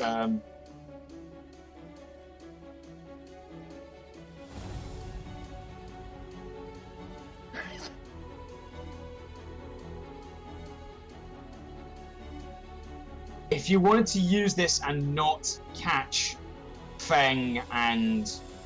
I'll let you finish counting first. Yeah, thank you.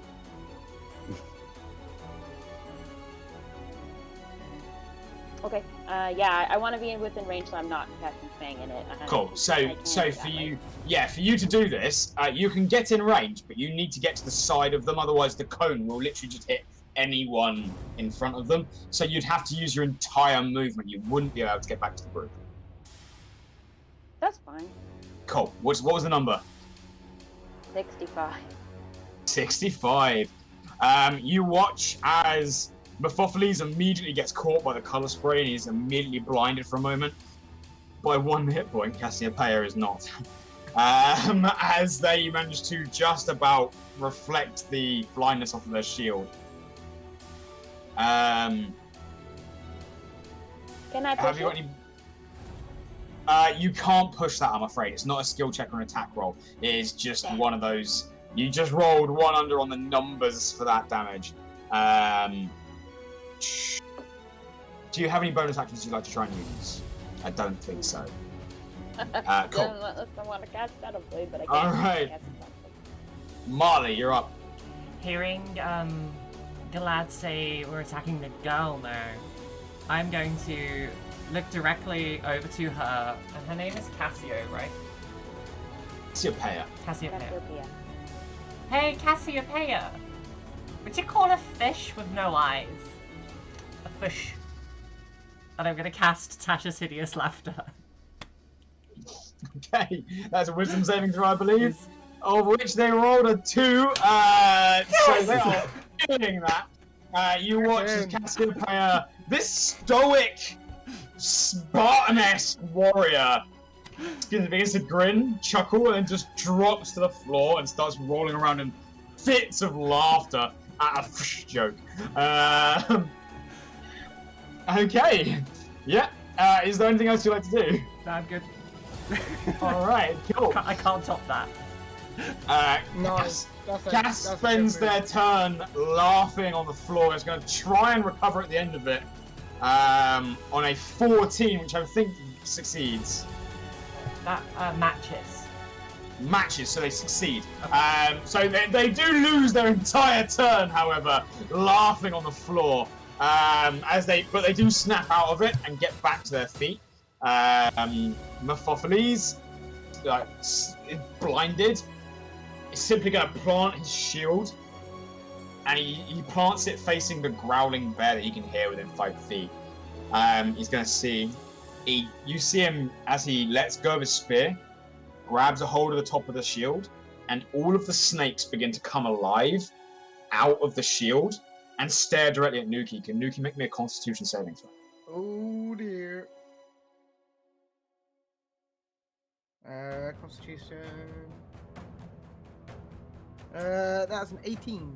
18. You begin to see as Nuki's snout grays and splinters and fractures and begins to turn to stone before they manage to shake their head and the dust just settles off and they seem to be okay. Cool. That is going to be their turn though. Mamba, you're up. It is your turn. Shooting at Cassiopeia is at disadvantage now because I'm on the floor. If you wanted that to be your target. The snakes are magical or animals? You can spend your action to make a check if you'd like. From what you've seen, the snakes embossed on the shield, the pattern, came alive. They are still connected to the shield. I'm going to attack Cassiopeia. What's it called? Cool. Okay, is it disadvantage as they're on the floor? I'm rolling disadvantage. Yeah, so shooting a ranged weapon or firing a ranged spell at someone laying down is harder, whereas using a melee weapon against someone that's laying down is easier. You're using a ranged weapon, so you'd be disadvantaged to shoot. Can I use my sword? You can indeed. If you'd like to put your bow away, draw your 2 swords and rush up there, you can.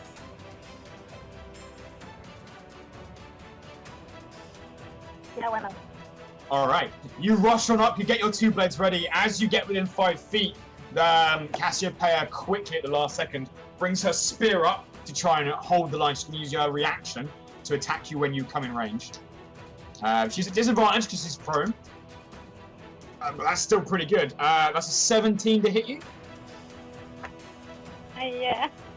Alright, the spear juts up and just catches you sort of right against the ribs. You manage to peel away before it does too much damage. I say that and then roll max damage on the dice. Deception? You are next to Mephistopheles, aren't you? Yeah. So you'd be on the other side of Nuki. Okay, cool. Hey. That's fine. You take 17 points of piercing damage as you almost impale yourself on the end of the spear. However, you do get to make your 2 attacks. One with your main hand and one with your offhand.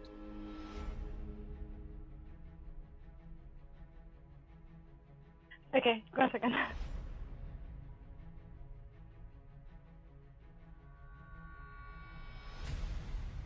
Dirty 20. A dirty 20 is going to hit. So go ahead and roll your d6 plus, I believe, 2. I believe it's plus 2. Yep, I think. Yep. Yeah, d6 plus 2 for your short sword. 5. 5 points of damage there. And then you get to make another attack if you wish using your bonus action and your second blade. Yep. Yeah, this is also advantage because they're still on the floor.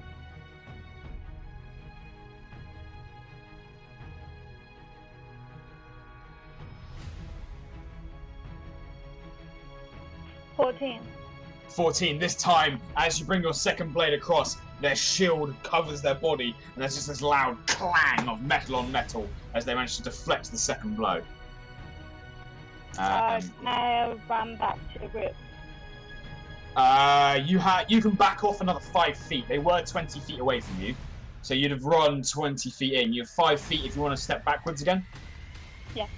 All right, you step 5 feet away, and you are just outside of the range of the fight there. That's going to bring us to Feng. You're up. So she's on the deck, right? She is on the deck. Yeah. Am I able to scoot round the other side of Nuki without shooting it at? A Nuki, no, but you could wheel around behind Mephophilus to get to her. I'll go the other side, but I want to be next to Nuki. If that's possible. You can't do. Right. You can't be both without peeling away from Mephophilus. I suppose you can go all the way around. Yeah, you got 30 feet a minute. You can go all. No, you'd still leave Mephophilus' attack range. I'm gonna do it anyways. I'll just go. Yeah, that's fine. I'll leave this range. He's blinded, right? All right. He is blinded. He is going to attempt to make his attack opportunity against you. With disadvantage. That is a 18 plus 5. So that's going to be a 23. The other one was a natural 20. This time, seeing their skill at attacking people, you're really quickly noticing that they are better at attacking people that run and enter their range than they are necessarily a prolonged fight, close-up fight. Yeah. That is quite nasty, actually. You take 15 points of piercing damage as the spear catches you in the back of the shoulder as you retreat out and pulls the spear back again. Cool. Okay, and then as my action, I'm gonna lamp the other one with the hammer. Okay, yeah. Cassiopeia, you do have advantage on the attacks. They are still prone. Cool. That is a 19 plus 5 with advantage. Is gonna hit. Yeah, 24 does hit. 1d8 plus 3. That is 7 plus 3, so that's 10 points of damage. 10 points. Good hit. Good hit. She is marked. You'll mark her now. Yeah, cool. And as a bonus action, I'm going to use Second Wind. Alright, you just take a second to try and recover some morale and some fortitude there. That is 10 plus 4. Nice. Happy days. Saz, you're up.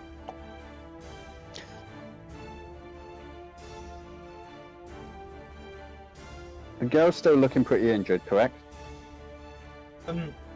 Cassiopeia is definitely now, especially with things hit, looking more injured than they previously were. Okay, what about the guy? He's looking really rough. Really rough. Okay.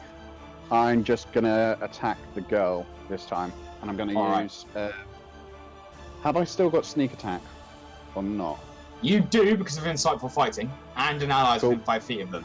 Are you using a bow or a melee weapon? I'm gonna use a bow. Alright, make your attack roll at disadvantage for me. Okay. I'm actually going to use dice on this one. 2 d20s and pick the lowest one.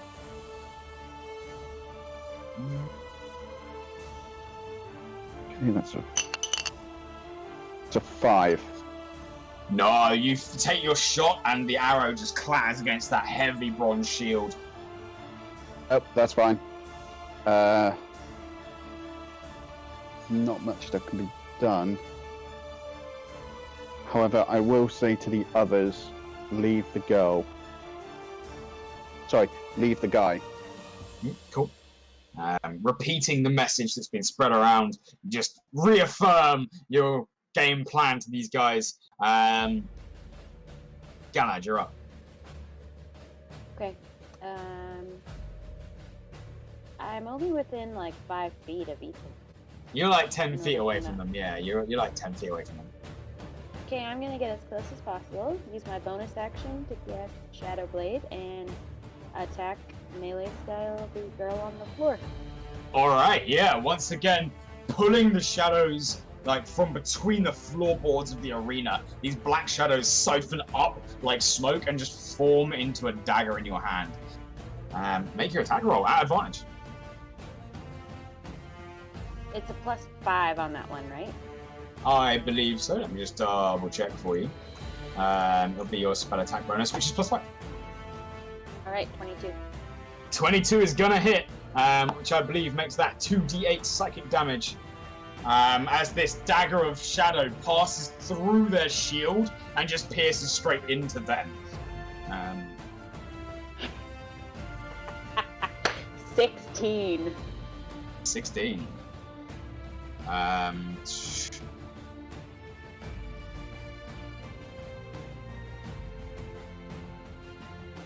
Yep. As you pull the dagger back, there's this like sputter of blood out of Cassiopeia's mouth, and they're looking pretty rough as well. I'm going to use the rest of my movement to get as far away from both of them as possible while staying away from you. All right, you back the fuck up. Marle, you're up. Hey, Cassiopea. I've got another one for you, seeing as you loved the last one so much. So, there are 2 windmills standing on a wind farm, and one asks the other, "What's your favourite type of music?" The other one replies, "I'm a big metal fan," as I cast Tash's hideous laughter. This they do not find your joke funny at all with a natural 20. They've had enough of these jokes. But it was funnier.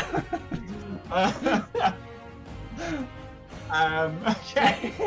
Is there anything else you'd like to do as you retaliate? Okay. With that, Cassiopeia is going to get to her feet. Mephistopheles can now see. So he and Cassiopeia are going to immediately take stock of the arena. And they're both going to take a second to breathe each, as they are both going to use second wind. Thank you for reminding me they had that ability, by the way, given I completely forgot. Shit! Until you used it, I was like, oh yeah, I knew there was a mechanic I had in here somewhere. Balls.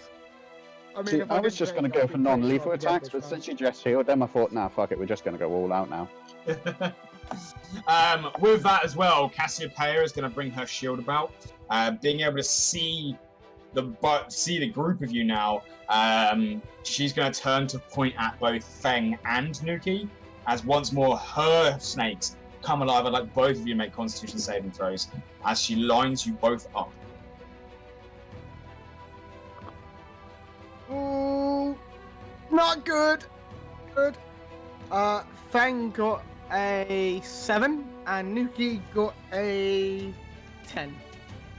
You guys watch as Feng and Nuki, both rearing for attacks to try and finish these two off, begin to slow their movements, stiffen, and then Feng's already grey skin begins to harden.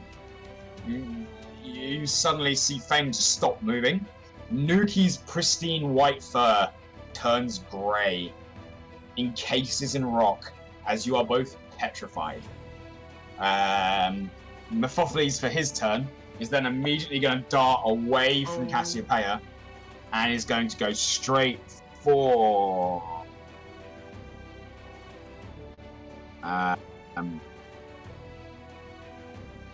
So they're going to go straight for Galad, who's currently holding this dagger made of magic. As they dart across towards you, they're going to make their first attack against you. On a 21 to hit you. Well, yeah.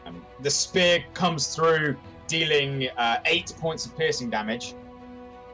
As you then see the shield bash coming in afterwards to try and hit you off with the shield bash, which is going to be a 14 to hit. Miss. 14's going to miss. Cool. That is going to be their turn. Mamba, you're up.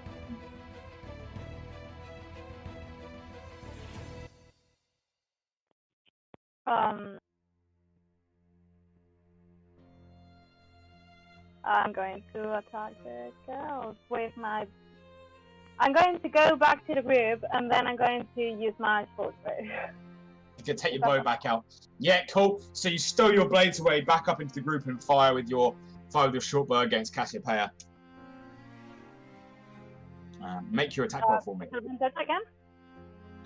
They're stood back up, so it's flat roll now. It's not a disadvantage. Seeing them spread out, they don't seem to be covering each other as much with their shields now. What did you say for it? Seeing that they've now spread out, they don't seem to be able to lock their shields in place with each other anymore, and seem a little bit easier to hit. I rolled 24. Well, 18. But 18 plus 6 is going to hit. So go ahead and roll your damage for me.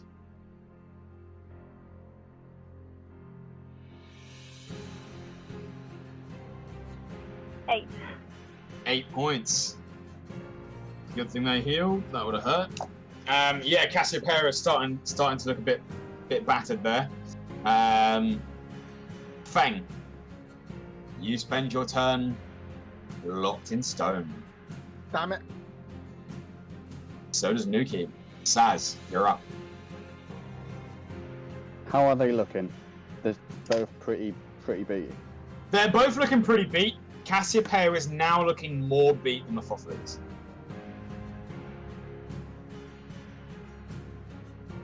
Okay. How close am I? 15 feet? You're with the main group, aren't you? So actually, you're quite close to Galad, who is in melee combat with Mephistopheles. Okay. So you'd be maybe 10 feet away. Okay. 20 from Cassiopeia. Okay. I'm gonna regret this. Dash, usual short sword dagger. Into which one? The one hurting Galad. Cool. As you enter their melee range, they once again lower their spear, bring it straight down, and I'm going to make their reaction attack against you. That one's going to be a natural 20. I'm rolling really nicely for these guys. However, so are you guys. I was like, AC 18, you guys are going to be really hard pressed to hit these guys, and then you basically butcher Mephistopheles in 2 turns.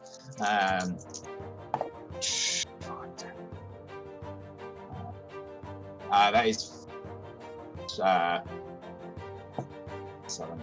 14, 17 points of piercing damage as you almost impale yourself on this spear on the way in. Yeah. Yeah. Yeah. That. Skip that plan. I'm down.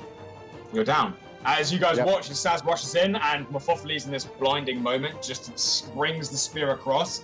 The spear goes towards Saz's chest, and at the last moment, Mephistopheles twists the handle and just clotheslines Saz across the neck as Saz drops unconscious, but is not dying.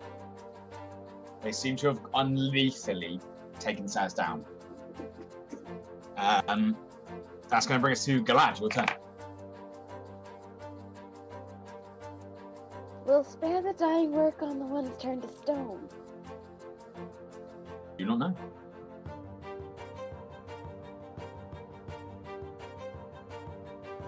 Too injured to try. Well, I'm gonna back away from the... No, that's a lie. I'm gonna swipe at him with my Shadow Blade first. Alright, make your attack roll for me. It was 2D... 1d20. Sorry, I don't... Oh. To make your attack roll, see if you hit first. +5 with your Shadow Blade. 19. 19, yes. Seeing them split up, you manage to get under his guard, and that is 2d8. As once again, your dagger of shadow goes through his defenses. 2d8. 13. Okay. You watch as your dagger goes through into Mephistopheles as he sort of tenses up, looks across to you, drops the spear, and collapses to the floor. He is unconscious.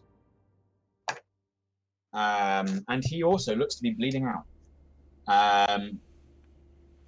You better. Would you like... that is your action. I'd like to go try and take cover behind the 2 turned to stone. Okay. You dart across and take cover behind the two that have been turned to stone. Marle. There's one left. Are they the ones that turned Feng and Nuki to stone? Correct. Okay. I'm going to usher up as much necromantic weirdness as I possibly can and send it in the direction of that one and hope to break their concentration. Told dead? Yep, Toll of the Dead. Alright, let's see. Another wisdom saving throw. That's going to be a 12 plus 2. Oh, fuck. Which I believe matches. Yeah, cool. So yeah, once again, they managed to shake off. It seems that your bad jokes have made them immune to your wily charms. Okay.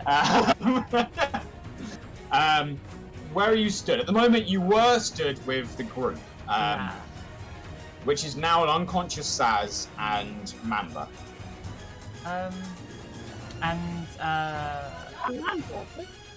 Sorry, Mamba? Yeah, I don't think Mamba's down. No. Just in yeah, you're stood next to each other. Okay. So the nature in which Saz went down was a non-lethal downing, right? It looked at it. The last hit that took Saz down was just the length, the shaft of the spear colliding with Saz's neck. Okay, that's fine then. I guess as my bonus, I'm just going to draw my short swords. Okay. And then just be ready. You put away your music instruments and draw both your blades.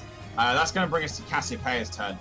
You watch as Cassiopeia's eyes shift across the battlefield and see her brother down, as she immediately throws her shield to the side, draws a sword alongside the spear, and is immediately going to dart around the statues of your ally and go straight for Galad.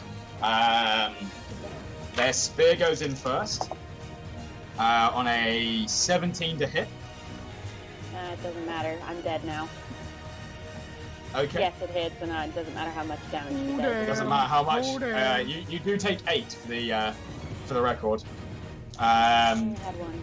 You only had one. Oh no! As Galad also drops unconscious, you see this time, however, as Cassiopeia goes in with the spear, it doesn't appear to be non-lethal. As in a blind rage, the spear goes through Galad's chest as she pulls it back, leaving this large hole just up here.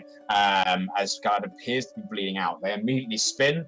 See you there, Marle, who's been pissing them off since the start, and immediately rushes over towards you as well. To finish off her round of attacks. As the blade comes down on the backswing for a 17 to hit you.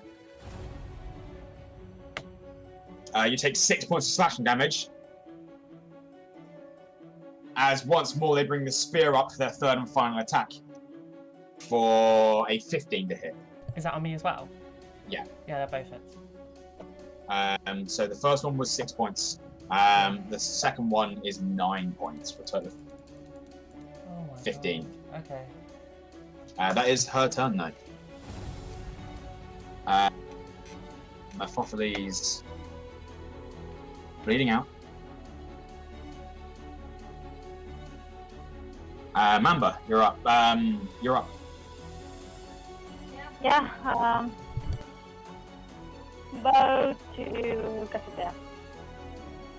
Cool. You're using a bow, yeah? Cool, make your shot.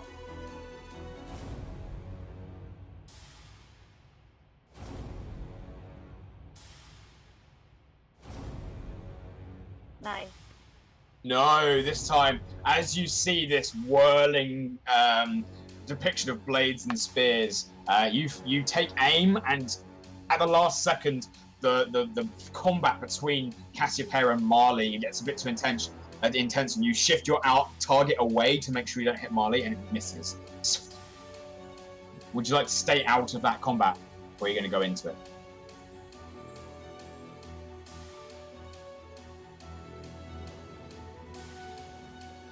I stay out. You're going to stay out of it. Okay, Feng, you are still stoned. Saz, you do not need to make a saving throw. You are unconscious and not dying. Galad, you are dying. Please make a death saving throw. Roll me a d20.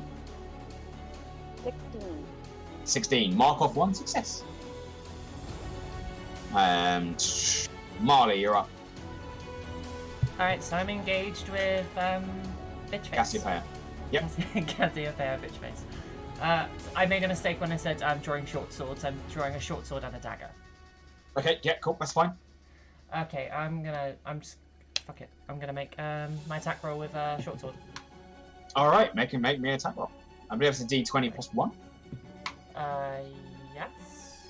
I believe. Wait, Might be plus 2, fucking- actually. I think it's plus 2. Yeah, it's plus 2. Sorry, I keep throwing my dice at the fucking keyboard. 17? 17 without Mephistopheles hits. Go ahead and roll your damage for me. Are you being lethal or non-lethal? We're in the bordering realm of this is going to be important. I'm being non-lethal. Okay. That is 6 points of damage. 6 points of damage. Yep. They are just hanging in there. I'm gonna take my second attack with my dagger. With your dagger. That is a 15. 15 misses as this time they bring their blade up and parry them away. Are you staying in melee combat? I'm gonna rush over to Galad if I can. Okay. As you rush over to Oh Galad... no, shit! Can I get a no? No, I'm staying. It's fine. Okay, you're gonna stay. Thank you. You're gonna stay. I'll let you get away with it this time. Once and only I once. forgot. Once and only once. It is, however, now their turn. They're gonna make their round of attacks against you. So their first spear is gonna be a 23 to hit. On me. On you for 8 points of piercing damage. Okay. They're then going to go in with their short sword on their offhand attack Amazing. with a 15 to hit Oh, for 3 points of slashing damage. Okay. And then a final spear attack Jesus. on an 18 to hit. Oh my lord. Okay. Oh, that's the wrong dice. That's a big number too. That is 11 points of piercing damage. I'm gone. As you watch this time, as you see the spear come in, cut across your shoulder, the blade come across and slice across your cheek. You watch as the last thing you see is the spear being spun around, as the butt of the spear just collides with your jaw, and you are knocked unconscious. Okay. But not lethally. Doesn't seem to be lethal. Good. It seems the only one they've been really angry at is the one that plunged a dagger into their brother's chest. As they're then going to rush across towards Mamba. They will finish their turn in melee combat with you, but that's their turn done. Mephistopheles is going to roll. Mamba. Okay. And Mephistopheles seems to be bleeding out and dying there. Mamba, you're up. Oh wait, no, sorry, going down the list. Yeah, Mamba is up. Mamba's the only one standing. Mamba is the only one standing. No pressure. Yeah, with my sword, my sword is positive.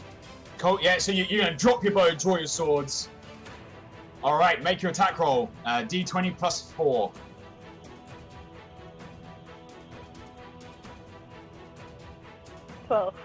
12. Your first attack parried away from one of the blades. Make your second attack with your offhand. Oh, fucking damn it.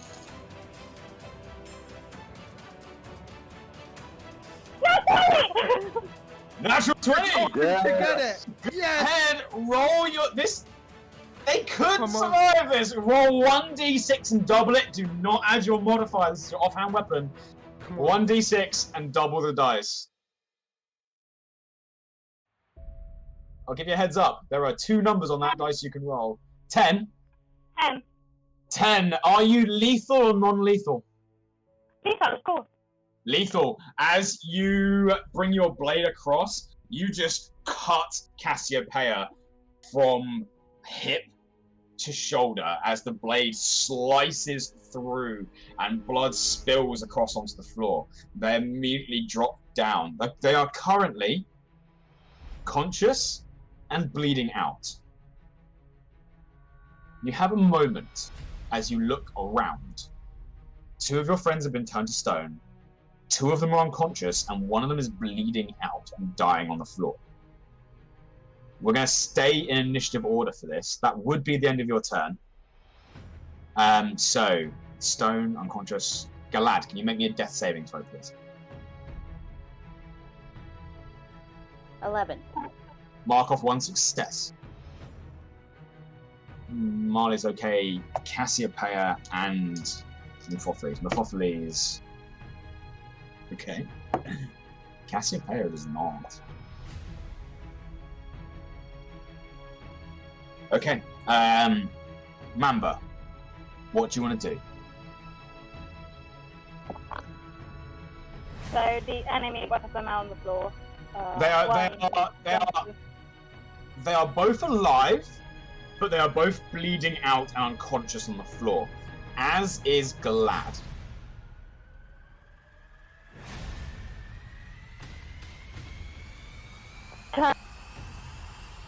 Can I take the healing potion from Marle and use it with...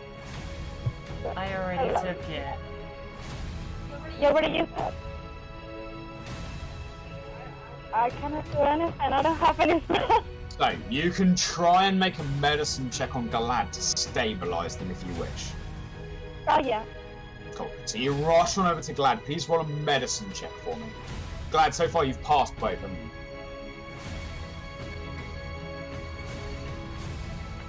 22. 22. Galad, you pass your final one. You do not wake up, but you are now stable and not dying. At the end of that, Mamba, your turn finishes. That'll be your action.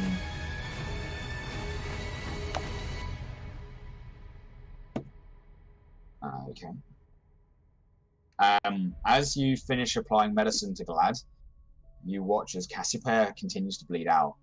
Mephopheles opens his eyes on his natural 20 to get back up. Looks across and just takes stock. And immediately sees, within 10 feet of him, his sister bleeding out and dying on the floor. He is going to try and crawl over to his sister and apply a medicine check. Okay. You see him rip part of his cloak and just wrap a tourniquet as best he can, just trying to bandage this really heavy bleed. Seems to be, so far, ineffective. Mamba, it's your turn. I attack to the boy. With my bow to keep the range.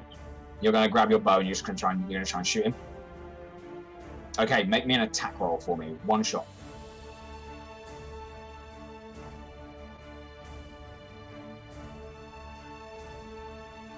11. 11. You watch as the arrow just skids past him. Are you going to stay where you are, further away? Yeah. All right. You watch Mephopheles seems to just blindly ignore you, as once again he's going to try a medicine check. He will succeed.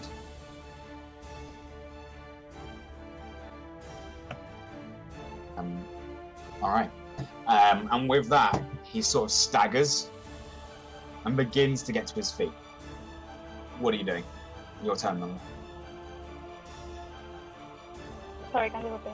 It's your turn again. He seems to be happy with the medical work he's done, and he's slowly getting towards his feet. Cassiopeia. No, Mephopheles. He's finished bandaging his sister, who is still unconscious but doesn't seem to be bleeding out anymore, and he's just gotten to his feet. What do you want to do? I'll back him again. I'll knock him down. All right.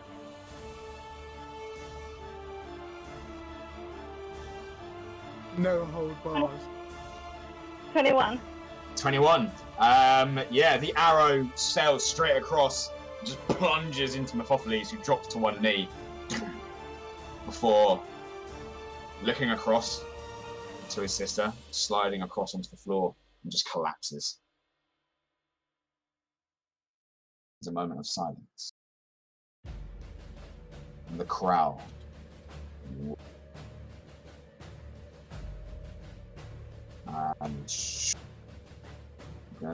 Is there anything, Mamba, in this moment that you'd like to do?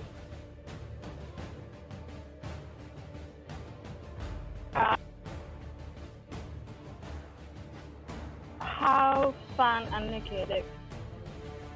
Still turn to stone. What about the snake? Are they moving? Nope. You see two shields with... So are the snakes a stun now, or are they back to the shield? They are just embossed on the shield. They are just a pretty decoration.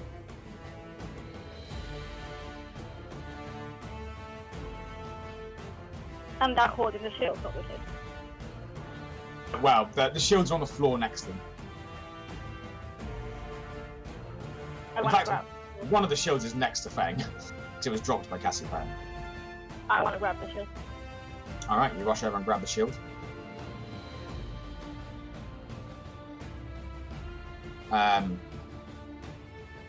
Alright, you have another round. What are you doing? What would you like to do?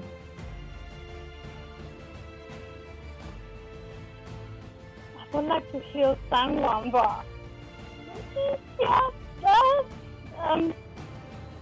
I would like to terminate the shield and look for trace of magic to find out how to undo the curse. Okay, make me an Arcana check.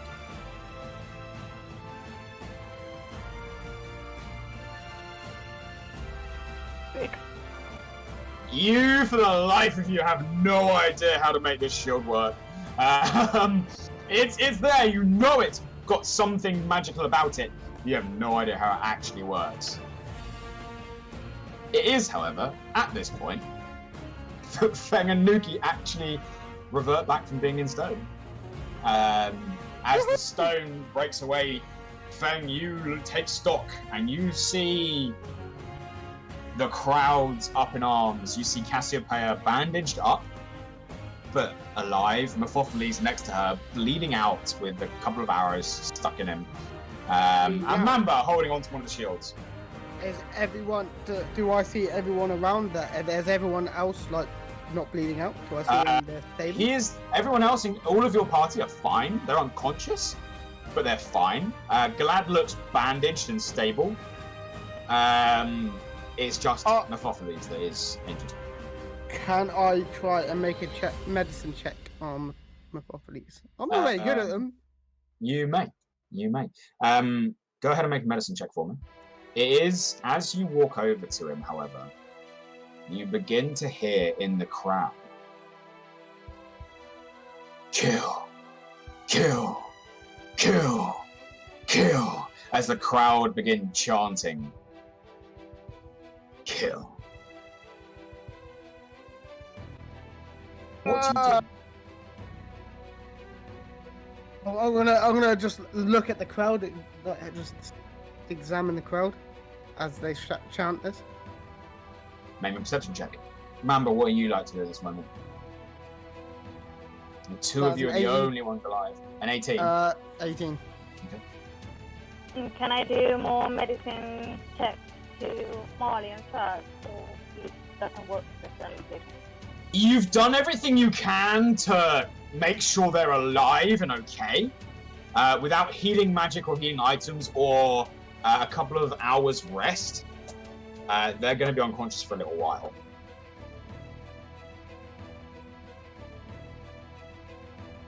Give me a little slap on the face, I'll be fine.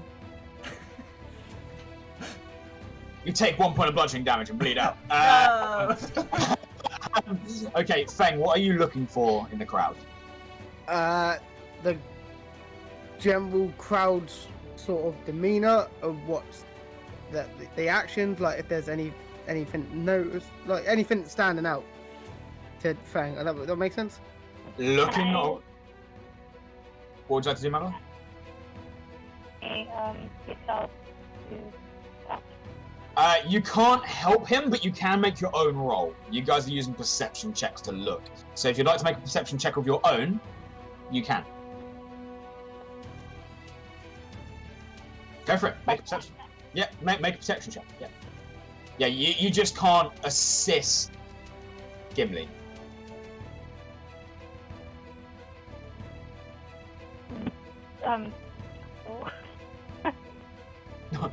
Was that a 4? Yeah, that was a 4, yeah. Okay. You don't see much. You do not see much. Feng, you notice that there is roughly a 2/3 split, and 2/3 of this crowd are voting in favor, thumbs down, and kill. Okay. There's a center box in there. There are 2 platforms where the elevators come up. No, I meant like in the crowd. There's a center like. There is one. You look up and you do see one individual with an 18. You do see one in the shadows here, but you can see this human figure paying very close attention. You can see his hair is quite slicked back. You can see very dark, sort of almost ebony skin. 2/3 split saying kill. And he just seems to be, he has no vote, and he is watching very intently. I am going to walk up to the guy that's injured. Yep. I'm going to drop my hammer, but I'm going to drop it next to the side of his head and miss, and then do the medicine check. Try and stop the bleeding. Me and medicine check. That is a 16 minus 1, so that's 15. You stabilize the bleeding. Were you trying to make it look like you killed him? No. No? Okay. There is a silence in the crowd.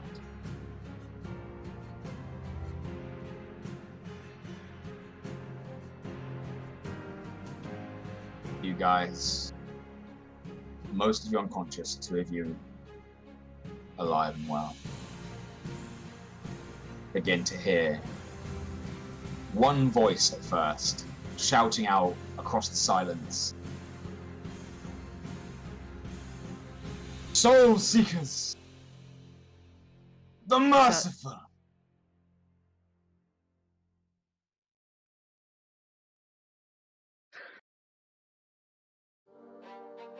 What do you do in response to 2 of you that are in one piece?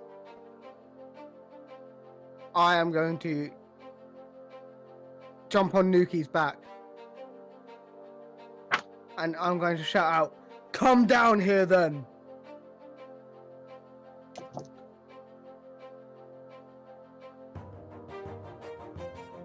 Mamba, what are you doing?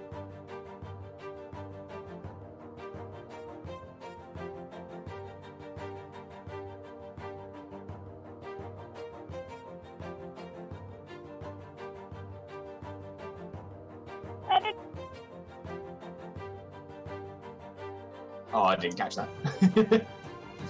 What would you like to do, Mamba? The crowd have shouted out how merciful you are. You stand conscious with Feng and Nuki, and victorious. What would you like to do? You see Feng climb up onto Nuki, raise his warhammer up into the stands and shout, "Come down here!" I will cast minor illusion with the sound of my voice yelling. Let us go 3, we won. You broke up quite badly there. Can you say that again for me? I said that I want to cast minor illusion with my voice yelling, let us go, we won. As silence breaks, and the crowd erupt into cheers, whoops, hollers. A single gate opens on the edge of the arena as a large gangplank begins to lower down towards you. You see as several individuals, before the gangplanks even arrived at the central platform, begin to rush down towards you. A couple armed, and a couple holding small glass vials as they flood onto the arena. And there as well, we'll take a quick break. We didn't Down, die! Woo! We're only... No, It was but not my great. new friends. Yay! Oh my god. The merciful. They're Maximus the merciful. What's the Yeah. population? We'll My name is Maximus Aurelius. we'll take a quick 10-15 minutes here, Pix. Technical. All right, cool. And we'll be back here. What? 9:45? Yeah, sounds great. Yeah, 10 minutes would be good. Good. Yeah, 10 minutes. All right. I'm Yep. gonna turn off the See you guys in a little bit. music. Right. It's too dramatic for my liking. Thank you, Pam. Where you going?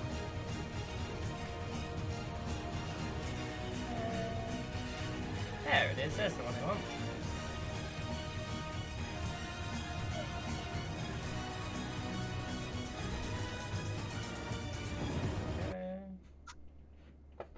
Play this one. Wonderful.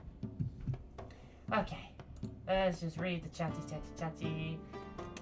Hiya, Washa. How you doing? Sorry, I don't tend to talk while we're in the session, but if you became like an active member of the community and stuff, we're considering doing one-shots and things like that. So something to keep your eye out for.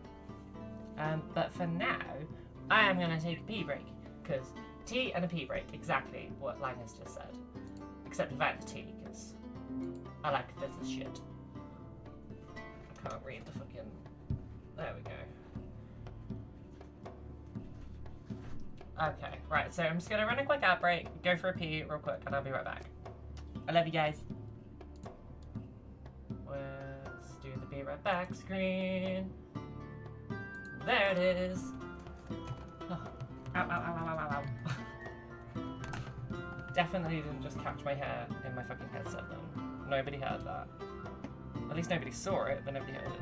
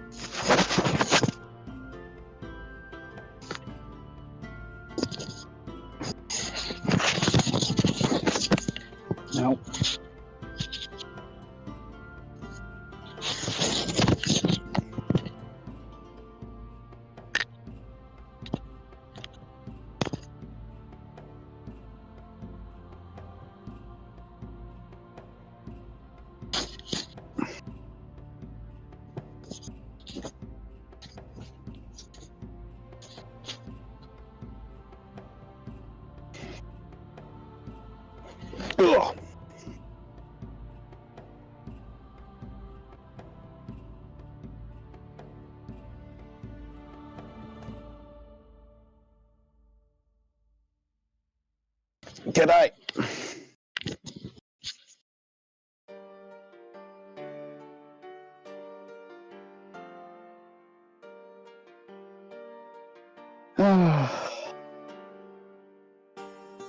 Well, that was fun.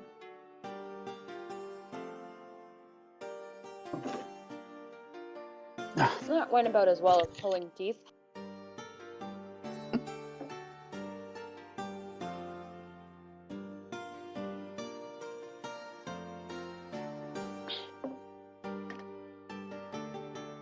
What was that, Wilmot? I said that went about as well as pulling teeth.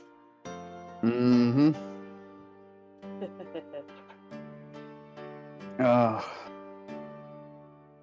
To be fair, I was going to suggest if they got you up to use cure wounds on the two bad guys that we just fought, but yeah, that would have been an idea. Not heal wounds, the other one that stabilizes them. Oi, oi. You have cure wounds, right? Yeah, and I have. Hold on. What spells? I think cure Spare the wounds dying. were unconscious. How's everybody Yeah, but spare the doing? dying will just bring them back without giving them hit points back. I mean, neither one would have worked. Yeah, the way Spare the Dying works is it stops you from having to make death saves. Mm-hmm. So it's like you can't just like roll in that And- one and then die. Heal. Heal wounds is a spell cast at level 1, so it takes the spell slot. Yeah. Oh, Gotcha. actually, yeah. Whereas spare the dying is a cantrip. We'll just agree that we're going to have at least 2 healing potions on us each from now on. That's fair. Yep. Marle does have Which a one am I plan where gonna she make wants to them? get into alchemy, so Well, I figured if we do 2 each, we've got 1 for ourselves plus another one if we need to run over to anyone. yeah. I took that potion because it was literally it was like the only thing keeping me even close to having like anywhere near an okay amount of hit points. Yeah, that's fair. I'd have been downed in like 2 attacks rather than like the 3 or 4 I took. Yeah, I did wonder if you had a couple of attacks, but I had attacks, but I was going for things that would help you guys more than me get into the thick of it. no, that makes sense. And I But managed yeah, to do me it without thinks- hurting anyone. Unless you can being Your helped by not Tash my is joined hideous in anyone. laughter there? Sorry, Wilma? Your Tash's hideous laughter there, I think, pretty much saved us all. Exactly, you were saved by bad jokes. And I'm very proud of myself. You did I'm very sending well. you a joke book after this. It's fair. I'll accept all jokes, No, and I'll I'm find the best. I'll find the worst jokes and stick them all in my little book. Let's do dad jokes. That's essentially what I'm going for. Just Marle really likes dad jokes. It's nice to listen to music and not be like dying during it. 2 intense as hell sessions of D&D in 2 days. I'm ready for a holiday.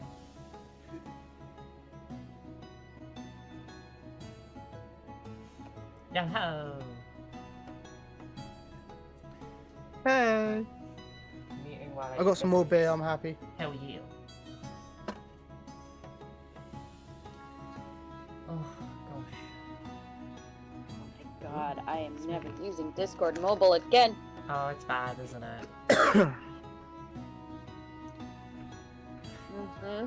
It's funny because it hasn't really affected you quality-wise. It's just like every now and then you say the thing, and then your camera catches up with what you're doing, so you do everything in like super speed. So it's like the Flash, but speaking really quickly. Gimli, is that a Well, touch you can mic? thank me having good internet. Yes, it is, mate. Just Ooh, fancy. I want that.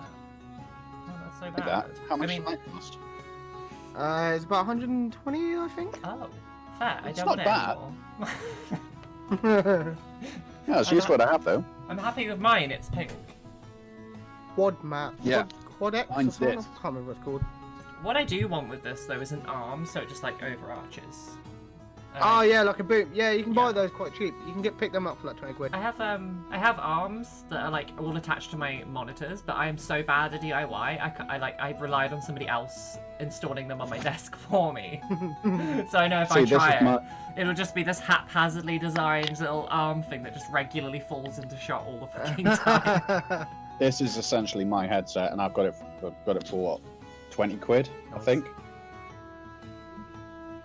But it's doing its job. It is in fact a microphone. Is this chewing too loud? No, we can't even hear you. No, we can hear you. Okay, because it's a pain to mute me. That's fine. Nah, No, I can't hear got you. your volume. To be honest, I've got everyone at around, what, 40, 45?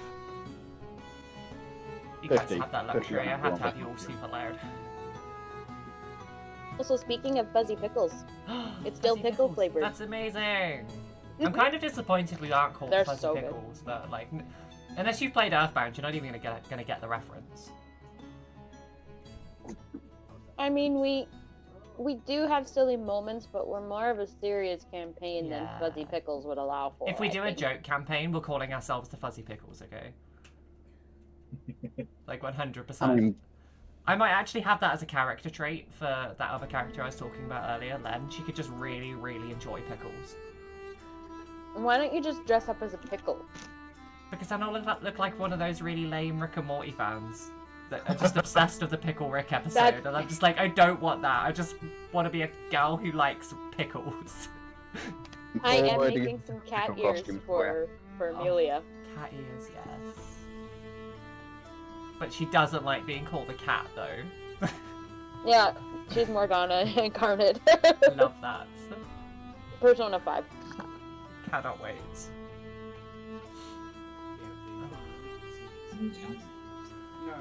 I'm a demon, whether you fucking like it or not.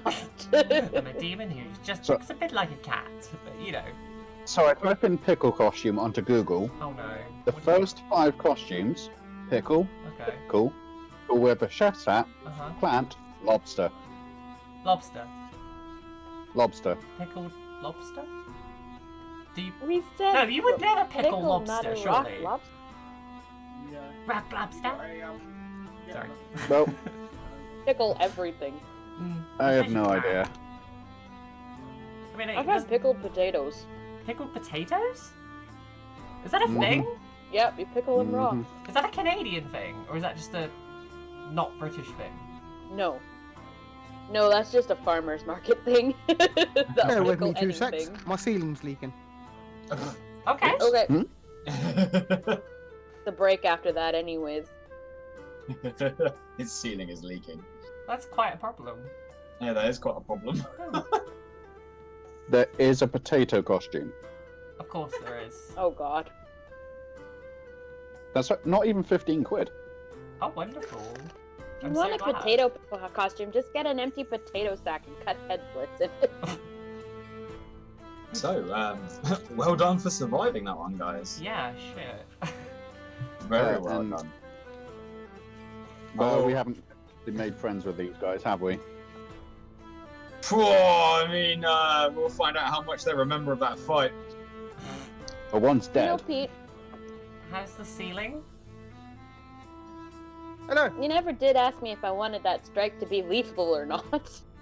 You cannot make magic or ranged attacks non-lethal. Yeah. I did not know that. You must use a weapon attack, melee weapon attack, if you wish to be non-lethal. But if I had used a melee, I wouldn't have hit. Correct. That is the trouble with Oh my being. God. That is the trouble with magic, is that you have a lot of spells. Later on, you will definitely get spells that have the ability to incapacitate people. Yeah,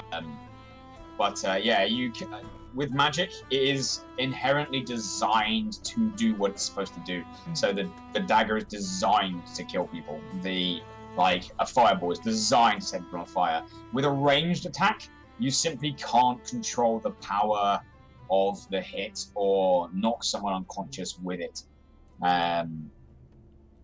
Like, if you're throwing a javelin at someone, Dad would. you're throwing a javelin at someone. Like, if you're shooting them with an arrow, you are just using a piercing weapon to try and take them down.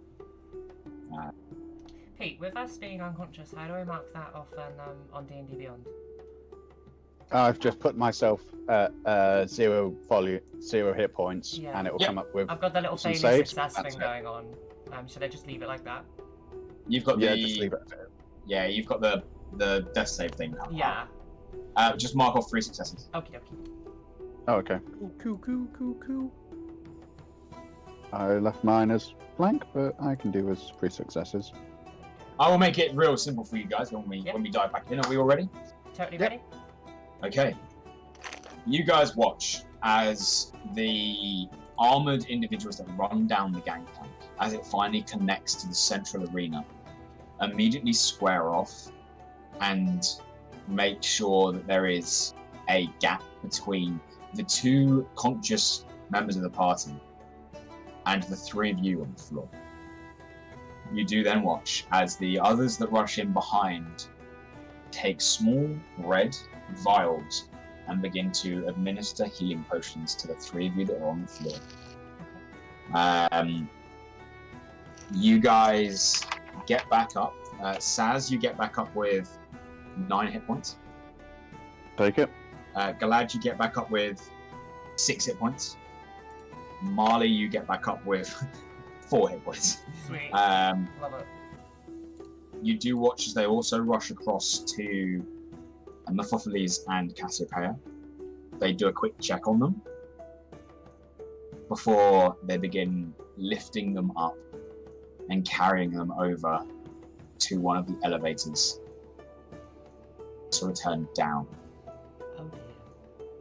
The guards then step inside as you guys all come to consciousness to this roar of the crowd, the cheers and the songs being sung in the stands as they gesture their weapons up the gangplank, which leads up towards the box seat in the crowd arena. I'm gonna lean my head up slightly, peer over to Saz, and just be like, does this mean you owe me stew and a cider? I think you do. Saz just sort of lets Marley just collapse on her, Thank Just- you. I just have it now. arm round her, just sort of helping her up, kind of thing.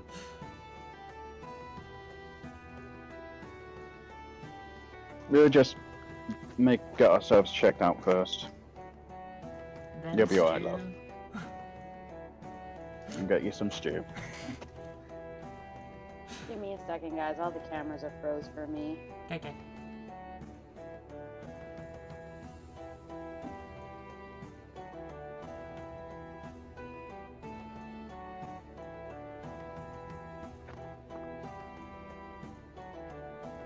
Did you say the others got up? The other 2 we were fighting? They were not conscious when they were taken away. Okay. All good? Not yet. Everyone do a little dance. Okay. Make a little love. Get down. Sorry. God, how old is that song? Old. All right. Years? 50 years? 50. Yeah, that would be the Alright. 70s. Oh. All right. That was the 70s were 50 years ago. You guys are alive. The guys gesture up around. So they're gesturing up to that little box. Yep. Cool. I'm gonna jump off Nuki and go up there. I'm gonna start heading up. I'm gonna stop having my little nap on Saz and put myself to my feet. Look at the crowd for a second and just sort of like really lazily hold my arm in the air like that. Just. And then walk up. Rest of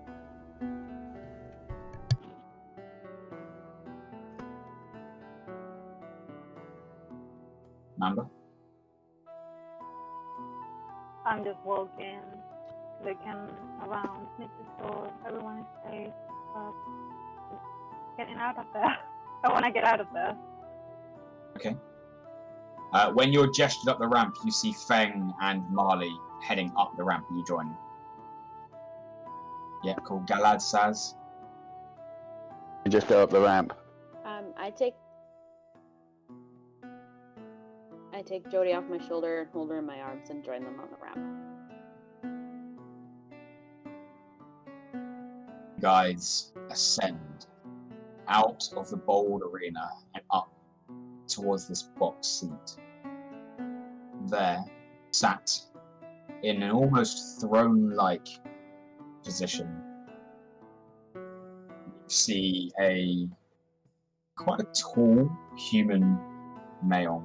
There is something off about him. There is a beauty mixed in that's not immediately apparent.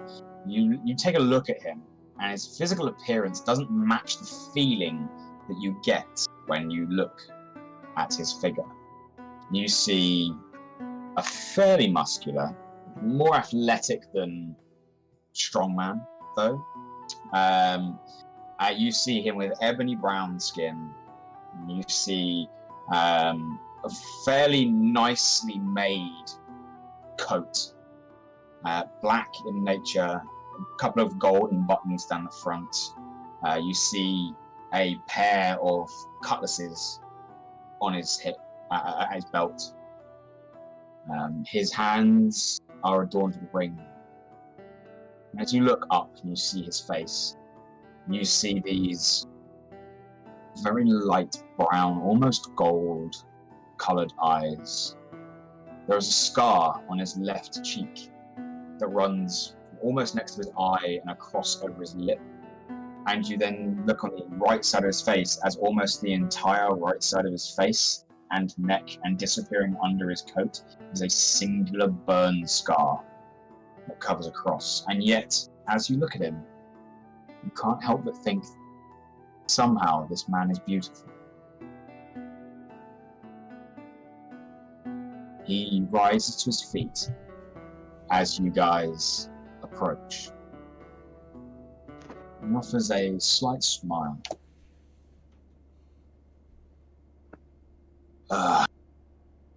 Our new champions of Driftwood. Tell me, what was your name? Soul Seekers. Our name?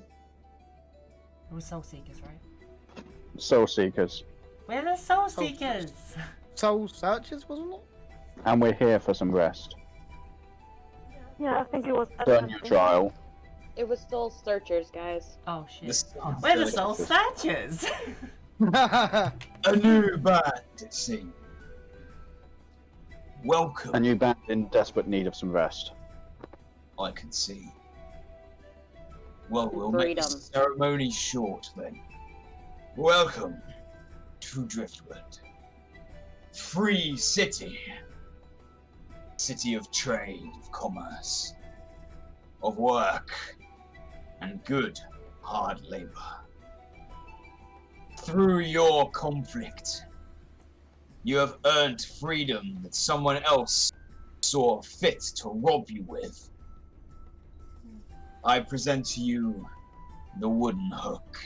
He gestures as several individuals, all scaled, slightly hunched over, with small buck beaks and large shells on their back, step over as these 5 turtles step forwards to present to you a small wooden hook on a dirty brown cushion as they offer it towards you.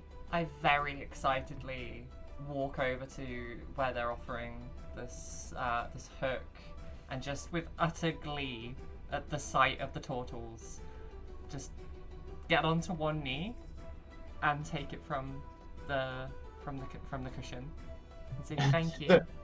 The turtle has to double over to get down that far. As you go down to one knee, he doubles over a little bit. His shell just sort of almost hooks over his neck as he does.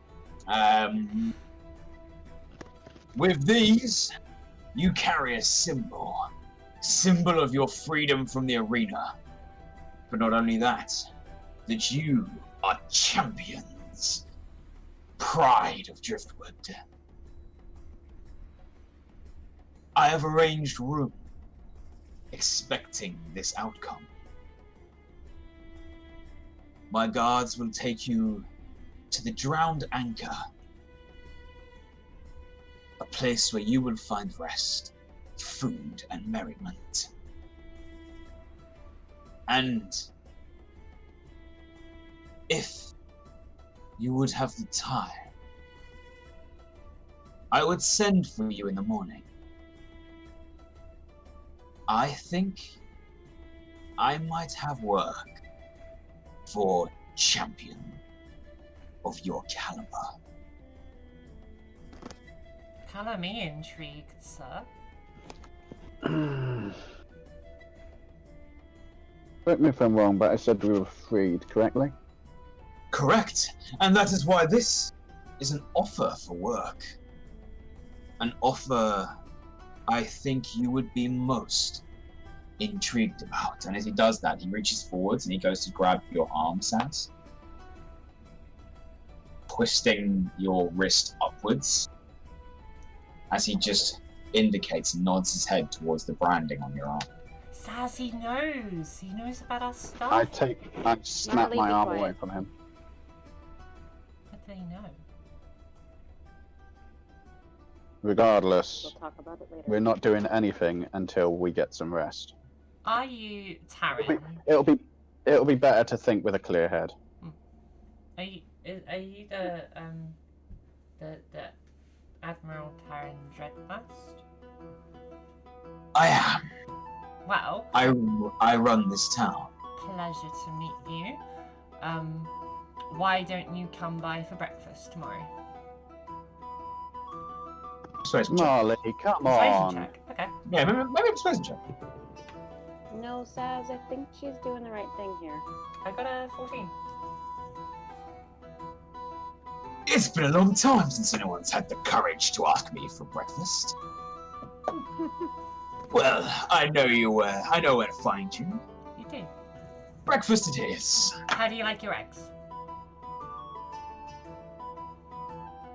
Fried.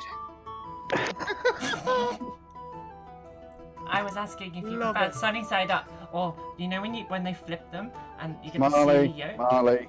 Marley. I love the sealy yolk. It's just so good. It is But pretty breakfast tomorrow. You It's know- a date. Good. Now then, if you would be so kind as to follow these gentlemen, and he points across to a pair of Morok that look incredibly heavily armored. They will take you to your place of rest, where you have earned a hot meal, a warm bed, and a nice place to relax. I understand that the pits down there are not quite comfortable. They could have been. Can you more- send our team? Sorry, Saz? Can you send our team leader after us as well? He will be given an option, a choice of permanent employment with luxury or freedom. That is his decision.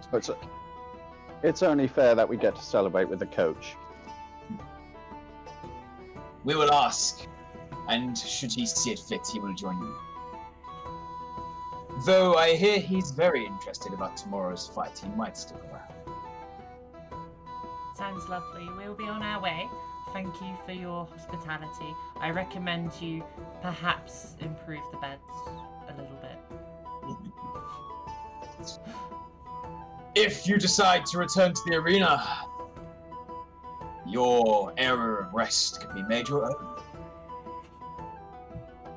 And your winnings could pay for such lavish accommodation. I'll have to think about what I can put in my room. It's a deal, let's go. And I grab Marley's wrist. Okay, let's go. Fine. As they Thanks all for the, wander off, I'm gonna stay there. and I'm gonna ask him, Oh no, you're not. You're coming with us. who sold you this bear? Oh, yeah.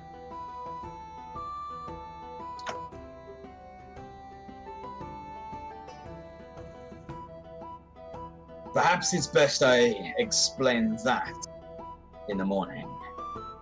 This job I would love for your help with is to do with them. I'll see you in the morning then. For fried eggs. For Fridays!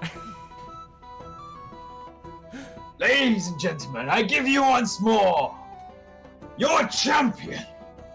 As the crowd once more roars out in a thunderous applause before the two Morok, the armored Morok guarding the door, open it, and you're met with calm skies, the cawing of seagulls not far away in the distance,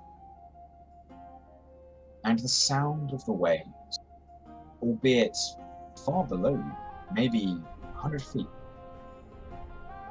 You guys step out of the arena to see yourself on a raised platform. The city itself, of which you barely saw through the small window of your prisoner's cart on the way in, is very open, very almost precariously built. Everything here seems to be made of scrap wood and nailed together on light scaffolding with bits of salvaged materials holding up the architecture of this place. You guys find yourselves on a central ring to this city. The city itself appears to be entirely suspended in the large crevasse that makes up two cliff faces, with a 100-foot drop to the sea below you. You guys are stood on a central ring with a couple of ramps that lead down into a sprawling city of varied height. From where you guys look, you guys see yourselves looking down to a large residential sector, and off to your left, a huge open-air market. The walkways and paths of this town are chaotic. Nothing is made of a straight road. You just have straight segments and alleyways and thoroughfares. Everything seems to have loads of differing heights to it. And catwalks constantly overlap like a weaved fabric, letting the traffic of this place be almost as free as the waves below the city. Everything is in a large ring. I wonder if you can see this. See if I can get this up on the city here. I see. So you guys are currently on this central ring with ramps leading into the city below. You do look as on equal height to the central ring. There is a larger ring that travels around the edge. These two are large bridges that seem to have some sort of toll gate on them that connect the city to the cliff faces around you. Okay. And you have three large platforms. When you look closer, they appear to be suspended battleships that hang on the outer ring of the city. Pretty. The guards do not push. They do not drag, but they do usher you forwards, leading you down into the more residential area. And it takes you about 15 minutes of walking before you finally come across a cozy, yet fairly small establishment. An anchor hanging from the wooden post outside, surrounded in barnacles and blue painted seaweed that wraps around it. And above that is a small sign that simply says, "The Drowned Anchor."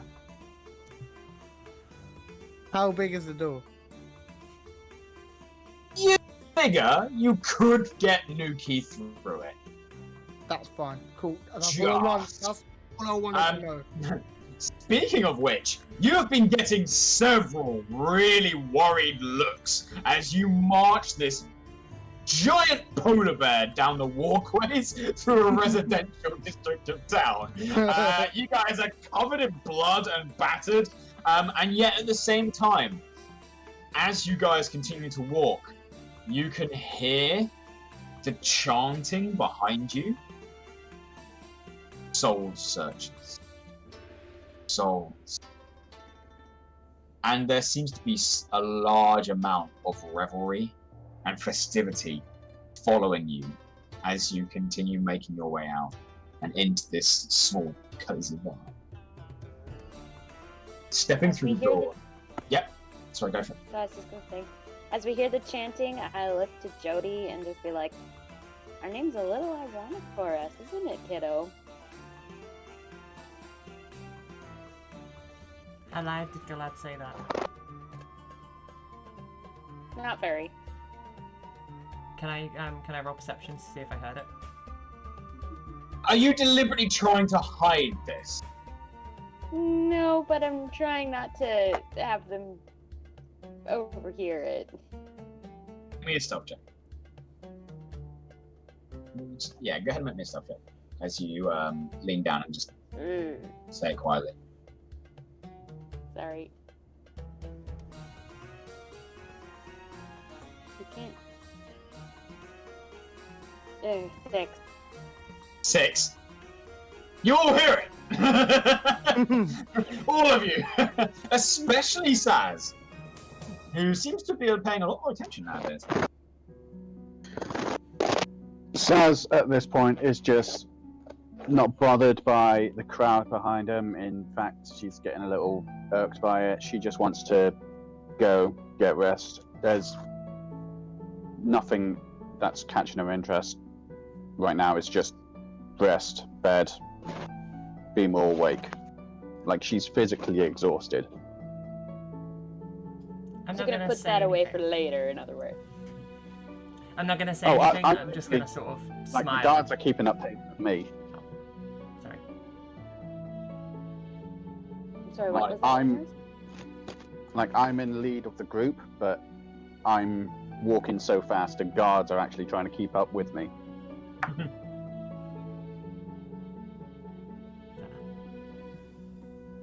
What did you want to do, Marle? Oh no, I was just saying that I've heard what Galad said, but I'm not going to respond. I'm just going to have a bit of a smile on my face. Okay. As we enter You guys- the still bar. You guys are ushered into the doors when the guards leave you. As you step on in, you see quite a quiet bar at the moment. There's a few patrons mulling about. Behind the bar itself, you see a large, very pale Morok. He is currently cleaning 2 tankards at once with his 4 arms. As he looks over in. You must be my honoured guest. What will it be? What will it be? Food and drink, or Big a one. bed? Big drink. The drink Big and drink. bed. Food, drink, bed. Big drink for Feng. Big drink. Big drink for Jodie. Big drink for Jodie. Big drink for my friend Mamba. And A lot of meat for Nuki. a lot of meat for Nuki. Christ, they didn't say anything about a bed. Kitchen. He turns around. We'll see what we can rustle up for the bear. Right. Well then. Big drinks all around by the looks of it. Please approach the bar. This is your castle now, champions. As it takes a couple of minutes, and then you watch as he turns about, and he brings out these very large tankards, almost 30 centimeters across in diameter, as he sort of plonks them down in front of you. House grog. Nice and sturdy stuff. Sounds wonderful. I take a big swig of this drink. Not the nicest drink in the world. You can feel like the slight watering down of it, but it's warm. It's all right. The big thing about it is that there's a lot of it, and it doesn't cost you a penny. Shortly after, a couple of bowls of food are brought out. And you guys are treated to some fresh fruits and a couple of large sandwich-looking objects. Nice, like meats and like lettuce and varying different colours of food thrown together. And then a bucket is brought out for the bear, full of fish. Ah, better. Good choice. I'm just gonna go find a corner table in the room. So like our backs against the corner sort of thing. Like we're sitting in the corner of the room. That's Right. possible. Yep, yeah, it's definitely possible as you march over. You see Nuki has to like sort of shift a couple of tables out of the way to get there. Yeah, that's fine. She can knock out watch. Knock over anything. No, don't. That's fine. Right. Who am I going to fight with them? The barman sort of looked in dismay as the tables are just shifted a couple of feet sideways. As you guys all take a moment and take a seat. You see once more the barman does approach your table as you retreat to it and says, well, first off, my name is Pyron. Pyron. Pyron, yeah. People around here call me Twice Poor. Yeah, because I can pour I'm twice. sorry, what was that? Pyron twice. Pyron. P-I-E-R-R-I-N. Pyron. Wonderful. Hello, I'm Marle. How are you? You know what? I am feeling quite gracious. I've been passed over for a couple of champion postings recently, and actually, it's nice to see some new champions around here. I bet. Just between you and me though, it's going to get real busy in here in a minute. Your adoring fans are about to pour through those gates. Oh god. That won't be a problem. Oh, good. You know, just in case you had enough of it. It's been a while since we've had people like that. Well, This is gonna be fun. Tyron, I mean, I've got can I get Nuki another next to me, beer? I'll be Jodie's fine. already. Jodie's already. Your rabbit drank all that. Yep. All right, The bunny drinks. I'll get you another one. Actually, you can have mine. I'm not feeling thirsty. No thanks. Very well then. Well, if you need anything, your rooms. He points to the corner. There's a set of stairs that go up. Set of stairs that go down. Actually, rooms are on the first deck. You'll find them all laid out for you. You've got one each. Although, I don't mean to be rude here, big fella, but I don't think your bear's going to fit down the stairs. I can sort of organise a corner. They won't eat anyone, will they? Do I just have to keep her fed? She won't. The bear will be fine. Unless I tell her to. And yeah, keep her fed. Right, cool. We'll do that. Yes, we'll definitely sort something out for the. We can do that, yeah, sure. He sort of looks at the kitchen. The kitchen are already sat there like, how the fuck do we feed a bear? Right. Very well. I'll leave it to it. And you guys have a moment to sit, eat, and be with each other. Cool. I am gonna. Saz is just gonna go off to a room. I'm gonna- Point at Jodie, saying you're in charge, and just walk off. Get some rest. I'm gonna put my legs up on the little booth seat that we've got and just relax, like, ah. drunkenly, I'm gonna turn to Marley, quietly say, "You frickin' heard that, didn't you?" Heard what? I don't know what you mean. No, don't. Don't even start with me. You're a terrible liar. Oh, the soul bunny thing. So, can I just ask you questions? If you can ask, I might not answer. So, soul seekers. Soul searchers. Sorry, I've had a lot of grog. Seriously. Are you and the bunny the same person?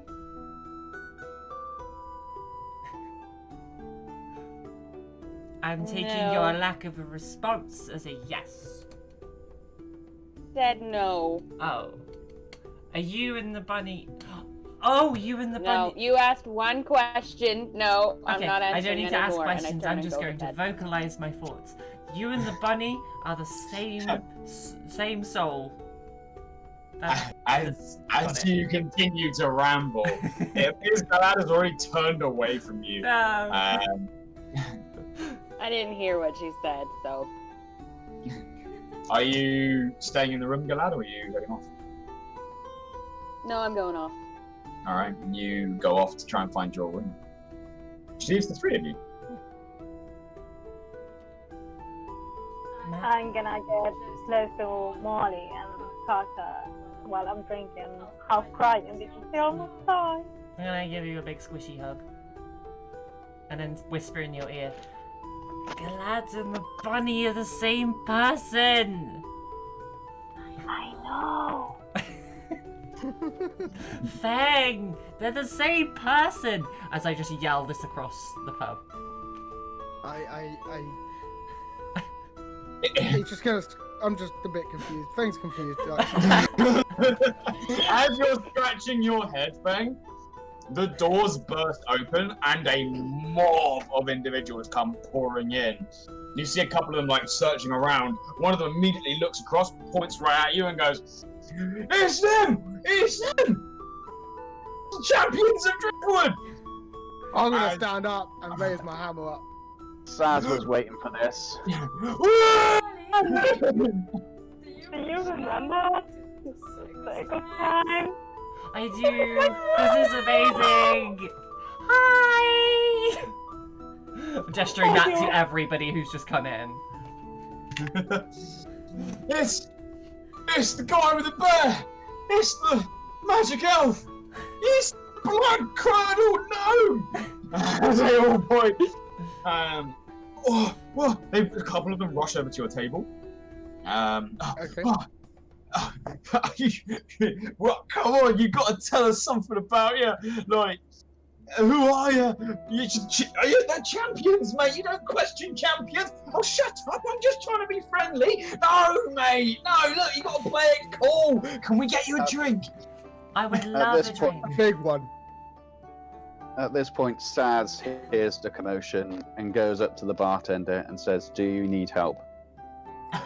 You just exit your room, hearing the commotion upstairs. And you come on out, and then you look across. And as you get there, you can barely even see the bartender.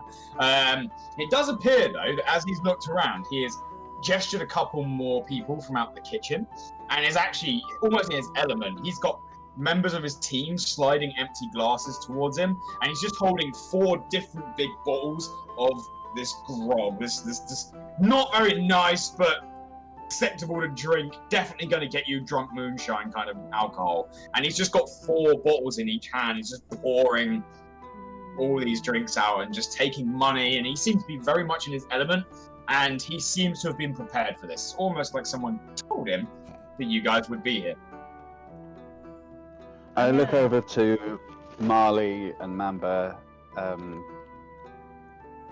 see if they're overwhelmed. We're good, Saz! This is fun! This reminds me of And then I home! immediately go back to my room. Hi! You're as you guys shout across to Saz, the crowd sort of just turn. Fuck. It's the fire belching! Oh no, it's the one! Did you see what they did? as a couple of them immediately rush over to you, trying to shake your hand. God Okay, fucking I'm damn gonna it, leave Jodie. Marley. I'm gonna leave Jodie locked in the room, and then I'm gonna go back out as well. I'm gonna go back Try in. and pull Stas out of there. Saz, be a lady, shake their hands.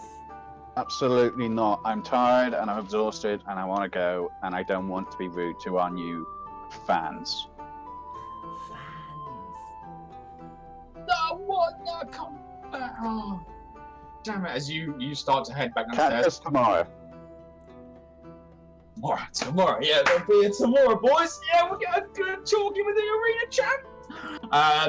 Galad, you get to the top of the stairs as Saz starts to go back down.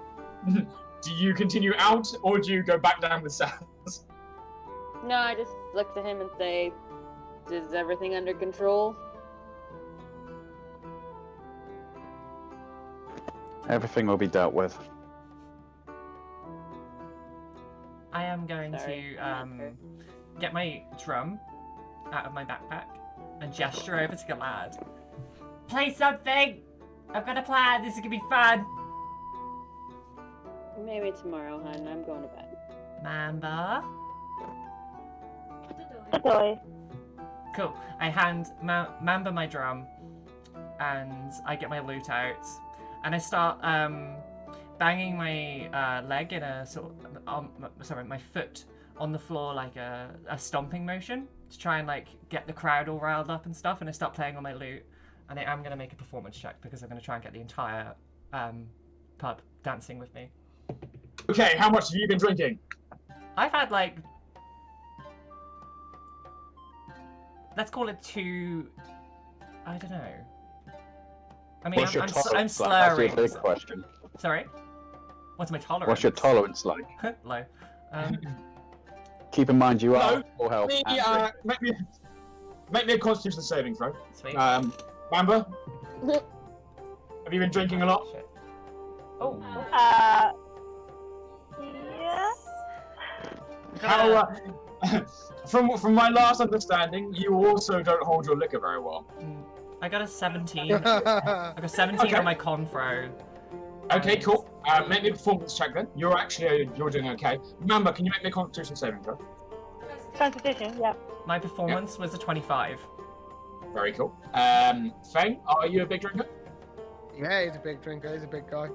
Cool. You're probably alright then. Like Andre the Giant, kind of like doing 100 points in a sesh kind of big drinker. Yeah, cool. You see your two comrades getting up musical instruments. Do you do anything? I think I'm about to lose my drummer. No, I'm good. Alright. What do you get on the constitution saving throw? 10. 10. You're doing okay. Make me a performance check.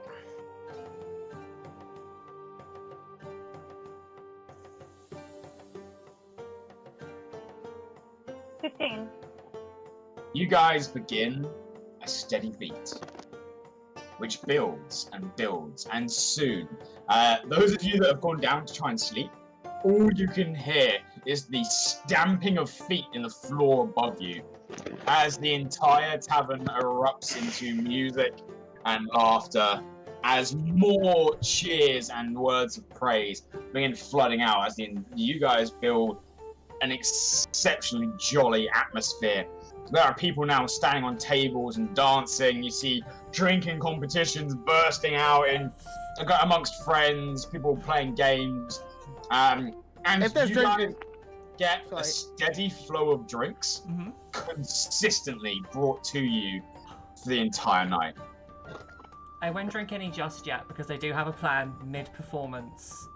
Can I please start crowd surfing with my lute still playing? God fucking damn it.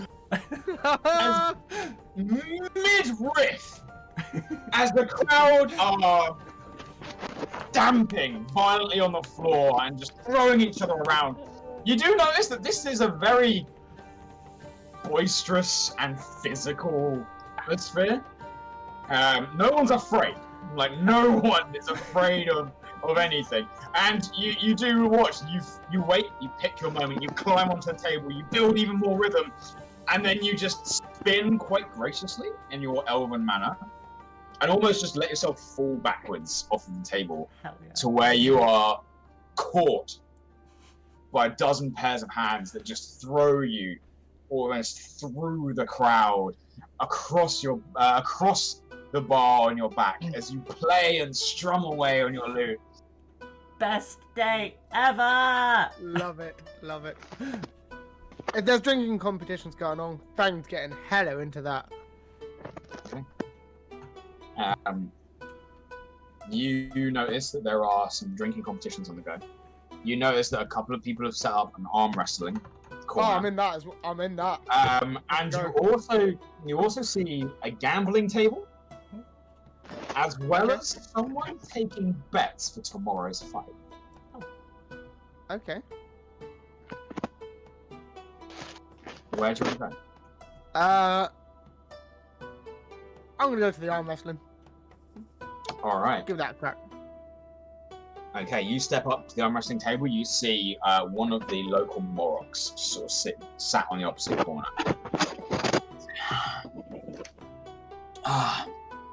You here for a jig? Let's go. 5 gold on the table. Oh, And the Morok puts 5 gold down. Yeah, I'll put 5 gold down. Alright. Brings an arm up, raises it, and gets ready. I'm gonna match him. And look him dead in the eye. You look him dead in the eye, he sort of flexes his 3 other arms. Alright then. And if you feel the fingers clamp down, you clamp down yours, and you begin straining against each other. Go ahead and make me a athletics check. Athletics. Yeah. That's good, that's good. That's a 17. Straight out the gate, you immediately just drive in the power, and he's... You get about a third of the way across. Make me another one. Ooh. That's a 17 plus 5, so that's a 22. And you keep going, you get down about 2/3 of the way, and you see the Morok actually straining and struggling as he looks across towards you. Make another one for me. Come on, come on, come on. Oh, that's a 13. 13. You see as this time, he pulls it back about a third of the way back up. Make another one. Oh, jeez. As he begins making a comeback. 19 plus 5. And immediately straight back down. His right hand is just above the table. Make me one more. It's going to be one more. That is a 12 plus 5. And with an 8, you slam his hand down onto the table. There's a cry around you. And the pot is yours. You gain... You get your 5 gold. You get your 5 gold back and 5 more. Nice, nice. And the Morok, damn it! Good game, good game. He stands up. Are you staying at the table? I'll stand up to shake his hand and stay at the table. Yeah. Okay. Meanwhile, Mamba, what are you doing? I keep like in front, following friends for Monday. You're following Marle. Okay. You're following Marle. Yes, Marle. Yeah, okay. Marle, what are you doing? I'm gonna keep performing pretty much into the night. Keep this whole atmosphere going. Okay. Sorry, you get the feeling that you could keep this atmosphere going and still take part in some of the events that are sweet. Okay. Games that are around. You said there was arm wrestling, somebody taking There bets. There is arm wrestling, there is someone taking bets for tomorrow's game. And a drinking contest. There is a drinking competition, and then there is also a gambling table where they seem to be casting dice. Okay, I'll go do some dice. Okay. Mamba, Marley walks up to a gambling table. Would you like to join? I kind of have a problem with gambling, but yeah, I'm going to follow Marley. Fine, Did you just say you have a problem with gambling? The what? What did you say? Oh, did you say you had a problem with gambling? Is that what you said? Mamba, yeah. Oh, okay. Oh, this is gonna end well. It's fine, Mamba, don't worry. It's just like the sneaky boys tent at the circus. Don't worry, it's fine, it's fine, it's fine, it's fine, it's fine, it's fine. Okay. Hello, kind sir, we are here to gamble. Alright, hearing all of this, I'm getting a lot of breaking something with Yeah. Langers's mind. Yeah, Langers, you tapping your mic. No, sorry. Oh wow, yeah, that was awful. I think it's fine now though. Sorry. We're good. Hearing all this commotion upstairs, are you two staying at rest or are you joining the facilities? Oh, I'm staying in rest. Okay, cool. You guys begin your long rest. Okay. Marle and Mamba, you approach the gambling table. There seems to be a couple of people around. As they invite you down to the table, they sit there and they say, right. It's a 10 gold buy-in. Okay, sounds fine. What's your name? Me? Yes. My name's Johnny. Johnny Goldtooth. Johnny Goldtooth, do you have a gold tooth? Oh, I'm slightly better than that. Oh. I own the Golden Grin. Oh. You guys must be the Champions. new champions of... You know what? I would love, in the morning, if you could come down to my store, the Golden Grin, Fayad, which is obviously for all your adventuring needs, Fayad. Obviously. If you could come down, you know, buy a couple of bits and pieces and just publicly endorse my store, I'll be very, very grateful. I'll think about it. If you throw something in as extra, because we're champions. I'm sure if you're endorsing my store, champions could get a little bit of a discount. I like a discount. Sounds good to me. Alright, well, should we get to this game then? Sounds wonderful. Let's do it. Both of you taking part? I am. 10 gold. Put it in. Already done it. As you see, so both of you take 10 gold off your inventory then. As you see a couple of people approaching the table, all putting down bets. At this point, you guys begin taking a look at those playing, and you're trying to get a good read on your opposition. So can you both make me roll a d20 and add your wisdom for me? 5.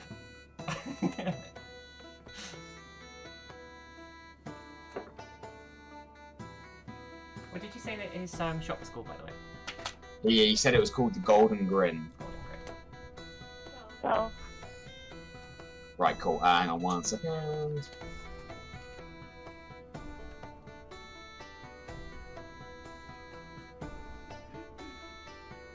Right, sorry, Mamba, what did you get?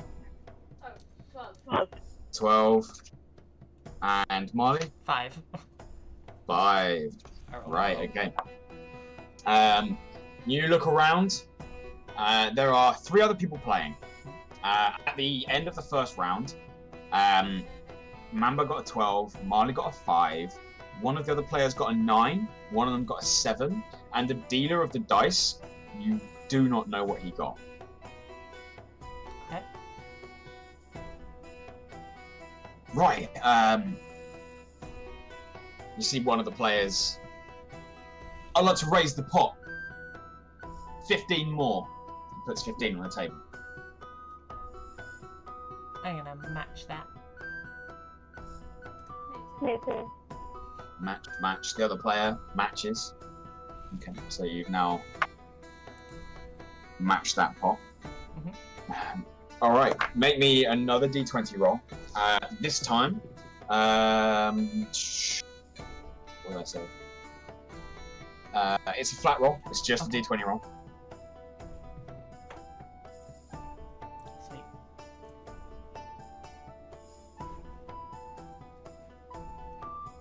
19.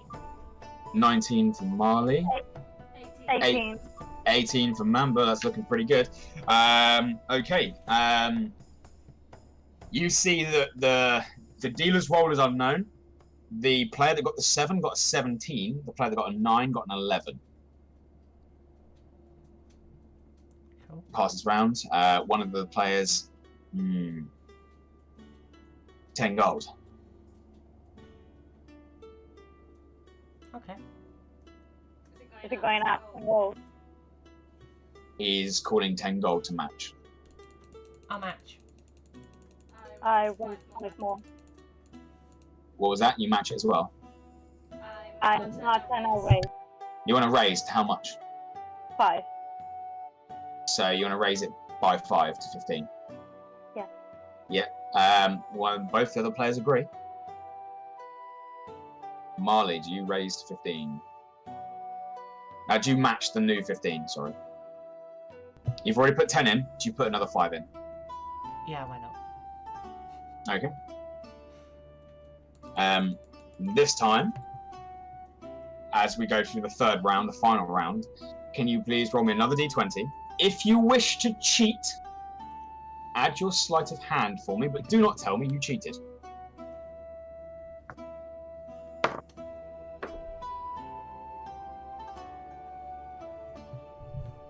I got a 16.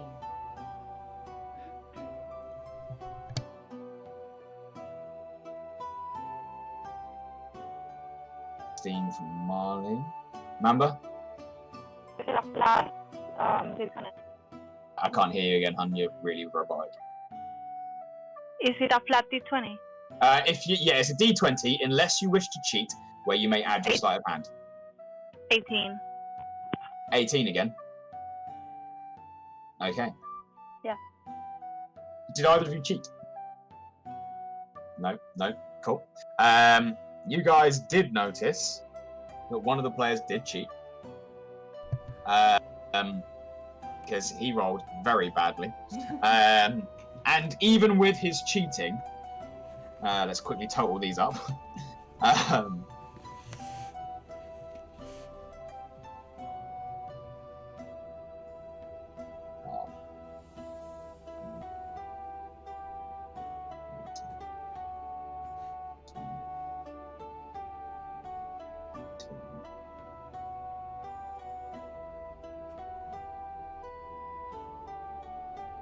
Even with his cheating, he came in last.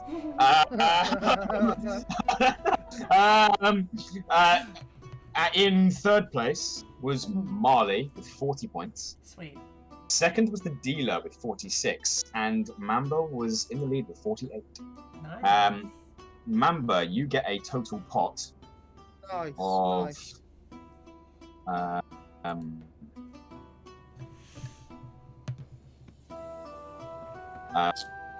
you get a total pot of 200 gold pieces. Yo! Hey, Mamba, do you want to split it? Think about it. Fine. With that, the table cleans out. Feng, you do sit back down at your table. How much gold are you putting on that table?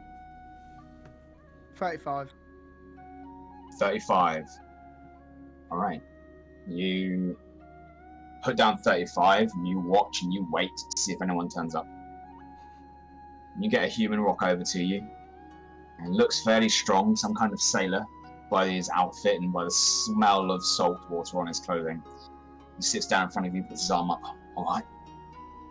I reckon I got this. 35. His match is 35. Hold on, let's go. Game on. Make me a strength check, athletics check. That is a 14. This time you brace, and even with your large size, he begins to push you down 1/3 of the way. Oh. Make me another one. 22. Oh, by 1, you put it back Yes. to the center. Make another one. 10. 10. By 1, you push him the other way 1/3. Make me another one. Oh, that's good. That's a dirty 20. Dirty 20, this time comfortably you push him down to 2/3. Make me another one. 19. 19, this time he pulls you back up 1/3. Make another one. You see the strain on his arm. The veins pulsing down his body. 19 again. As you pull him back down, his hand barely off the table. Make another one. Ooh. 18. 18, he pulls you back up one. Oh. Ooh, 21. 21, you reduce him down just off the table once more. Make me another roll. That is a 19. And slam! His hand drops down to the table, and you, sir, earn yourself 35 gold as he. Oh, God, that's no joke. Oh. One of these drinks that's been put on the bar for us. The moonshiny things. Can I just just drink it? You just down the whole thing. Yup. And then I'm going to walk over to the arm wrestling guy. Okay. Hi. I wanna try it. You watch as a very drunk Marle walks over to the table, barely even recognizes you. Can I just give it a try? Can I sit on Feng? Is that okay? So the only person at that arm wrestling table at the moment is Feng. Oh, sweet. He is now the challenger. I put my hand out. Oh, sweet. Okay. Cool. I'm gonna sit down and I'm gonna. How much do you want to put down? One gold. I match. 1 gold. Can you please both make me athletics checks? Oh, athletics. Yeah, wonderful. boy. 30. Just 16. You immediately feel the burn, Marle, as you're fighting, but jeez, this is Feng's strong. Both of you make another one as you're knocked down 1/3. Can I really? is this a strength check? This No, is it's strength based. Athletics is a Yeah. strength based. Yeah. Can I Yeah, okay. Can I try to get Feng's gaze and just look into his eyes, but just try and distract him a little bit? Feng, are you distracted at all by Marle? Not really. Oh, I'm looking straight back. There is. You look. You just stare at him, and he's staring right back. But he's staring back at his competition right now. This is a game. He's a winner. That is it. I, That is dirty 20. Okay. I just rolled a 2. Dirty 20. Yeah, you push down. Your hand is barely off the counter here, Marle. Roll again, guys. Roll again. Can I take Oh, my yeah, other roll again. arm and start tickling his arm that he's using? Feng, is Feng ticklish? I don't think so. I don't know.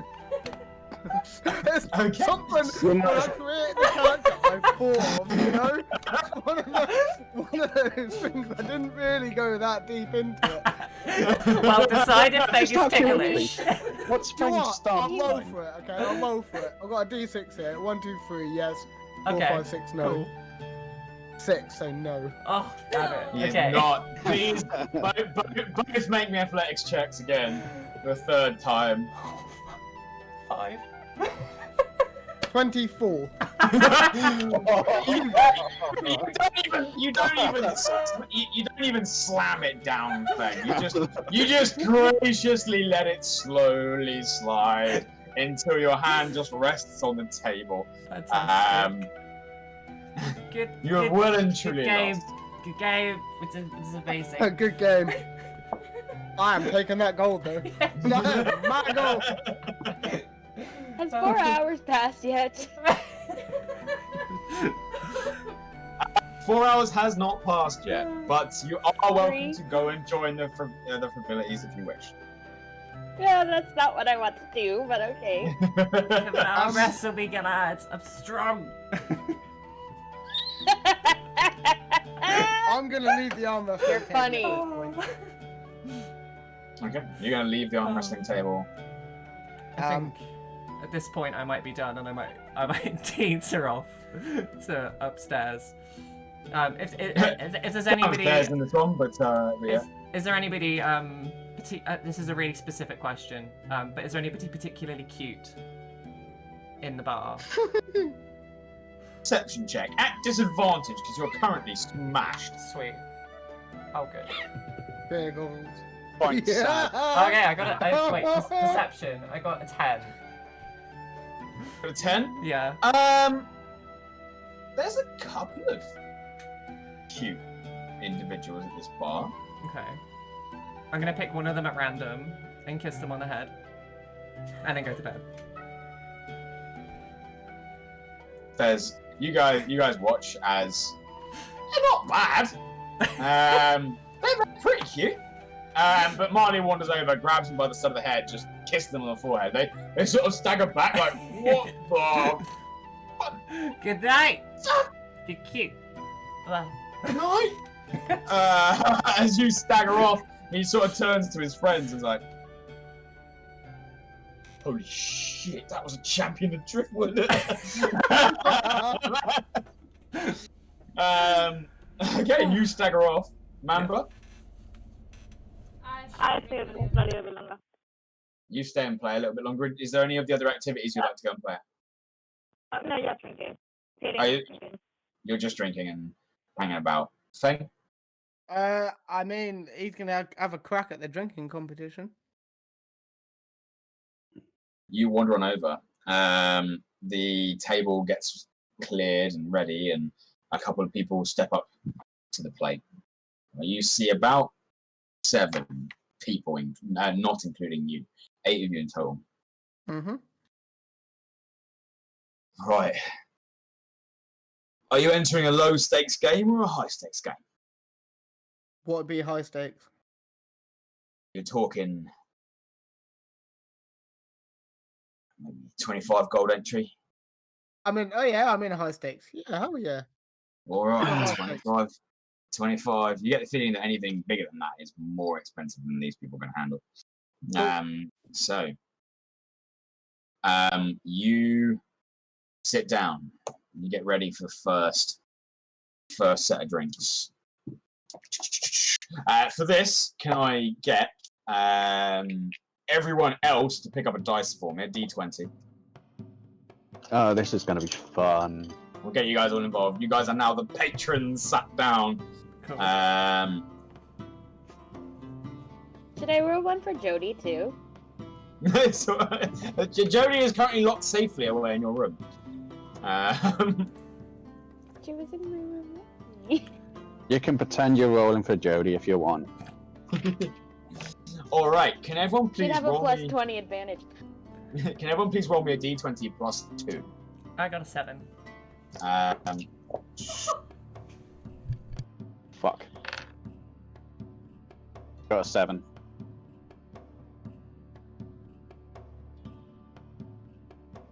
Jodie's spirit is with me. I got a 21.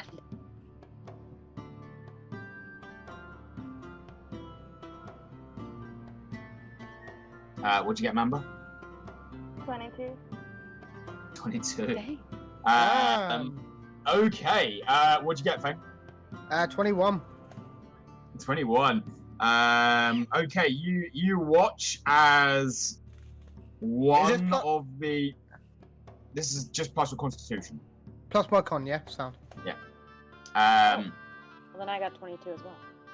You guys are adding 2 to it. You guys are just adding 2. Oh. So you're currently not playing yourselves. Okay, so starting out, you immediately see after one of these big drinks, someone down the table just gets up immediately and just says, "No, there's no way I can continue. You lot are mad," and he just walks off. Can everyone roll me again, please? I must have a thing for 5 because I just got a 7 again. 20. 8. 8 for Saz. Mamba. 6. 6. Galad. 20. 20. Get Marley, what'd you get, sorry? I got a 7. Yeah. And Feng? 19 plus my constitution modifier of 3, so that's 22. 22. You watch as again, one of the other guys, the second of these big drinks down, another one just gets up and just calls it quits immediately. Not, So that's two down out Two. of 7, yeah? 2 down so far. Out of Out 7? of 8. There's 8 of you in total. Cool. Yep. Okay. Can everyone roll me again, please? That's better. 13 for me. 14 from Saz. 14 for me too. 14 from Mamba. Galad? 15. 15. Feng? 17. 17. Marley? 3. Oh! 3! From a nat 1. That's one. This time you watch as the person down the hall, looking a lot like Marley, gets up, goes for the next drink, and then just and rushes off. Whoa. Yeah, you are currently out, Marley.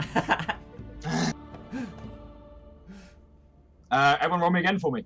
Roll again for me. Including me. No, not you. You're out. Yeah, that's that. Fuck. I'm probably going to be out this round. I So got that's 5. 5. Mamba. Is that a 10? 10. Yeah. Glad. 11. 11. Feng. At 20, baby! 20 for 23. All right. Yeah, you watch this time as Saz, your individual. He goes to grab his drink. He goes to get the next one. Immediately puts it down, turns his head, and just vomits across the side of the table, like it down onto the bench, like, and he wanders and staggers off. Yeah, he does not look good. His friends collect him and grab him. And now, can everyone else grab me another roll for me? Please? Everyone else do another roll. Is that me out now, or am I still Yeah, rolling? you're out. You're out there. So Cool. everyone else. 17. 17. Galad. 4. 4. Feng. 16. 16. This time, you watch as another one bites the dust. Glad the person you're rolling for is out as they go to grab their drink as well. They drink the next one, but then immediately refill the mug in a violent display. I've actually genuinely seen someone do that in and the real rest life. just passed out. I've seen someone do that. It's the most disgusting thing, right? Like, It's it so was, no, weird. it was to me it was impressive because they filled it to the top with not a drop spilled. What? God, yeah, that was I've seen that. impressive. That's I was actually well really impressed. Well impressed. Right, Mamba, Feng, roll once more for me. There is still one other patron. Sorry, yes, go for it, guys. I think we're just doing this so Pete can come up with creative ways for all of us to vomit. Mamba? 11. 11. Feng? 13. 13. By 2, the other guy got a 20, so total of 23. As this time, that drink doesn't look good for your individual there, Mamba. They go to get their drink, the next one, and they just flat out pass out in it. That's me. I've actually done that. Their friends quickly grab them to stop them from drowning in alcohol, and they sort of carry them away. And it is just 2 individuals left, Feng. What, me and someone else? You and one other person. Cool. He's managed to hold it. You are now 6 of these double German Steinglass-sized tankards in, drinking this almost piss water at this point, as you guys just smash back grog after grog. Roll me one last check. Where's that Wilmot gone? Oh. What'd you get? What did you get? I'm not telling you. I can tell you, he's also got a +3 like you do. 21. Oh right, you were grinning at the other side of the table. He got a 4. Oh yeah, I rolled an 18. Oh, you had me worried for a second then. Oh, As you slam back your last drink, you watch as he drinks his, looks over at you. You can really hold your as he projectiles down the table, and you stand victorious. I'm gonna hold my warhammer up and just like screaming, shout into the room again. just to get some bit more. You receive a thunderous applause from the room. The Soul Searcher's name, having won several of these games tonight, is shouted around as tables are banged, people dance, and you get a pot of 200 gold pieces off that drinking game. That was 8 people putting 25 gold in each. That'll do nicely. As we thinking Saz was going to be the richest one after tonight. Yeah. I love money. Has Nuki's corner been sort of like sorted? Yeah, you take a look across, and although he's been busy, it does look like I forgot what I called him. Pyron has organised an area that he's just sort of pushed as many tables to create a barricade, some form of shelter up. He's even sort of got a bit of old paint. He's just put a big circle with "Beware Bear." He's just painted it off to the side. Yeah, what was that thing? I was gonna sort of catch eye contact with Nuki and sort of just gesture towards the corner. Like to get her out of the room of all the busy people. I don't want her to eat no one. Nuki's actually been fairly well behaved. No one's picked fights. In fact, at the moment, they're getting a couple of like neck scritches and attention. Oh, okay. Oh, I mean, she's getting attention. That's fine. That's sound. But they do sort of nod, and they do start to just put their head down. Mamba, you're still up. Feng, you are still up. Is there anything else you two would like to do? I'm actually gonna join Nuki in that corner, and that's where I'm gonna bed for the night. I'm going to my room. Okay. You head back down and you head to rest. As all of you settle down and take a well-deserved night's sleep in comfortable beds, barring Feng, who is simply happy to spend the night once more with his life partner. Comfortable polar bears. It's very warm indeed.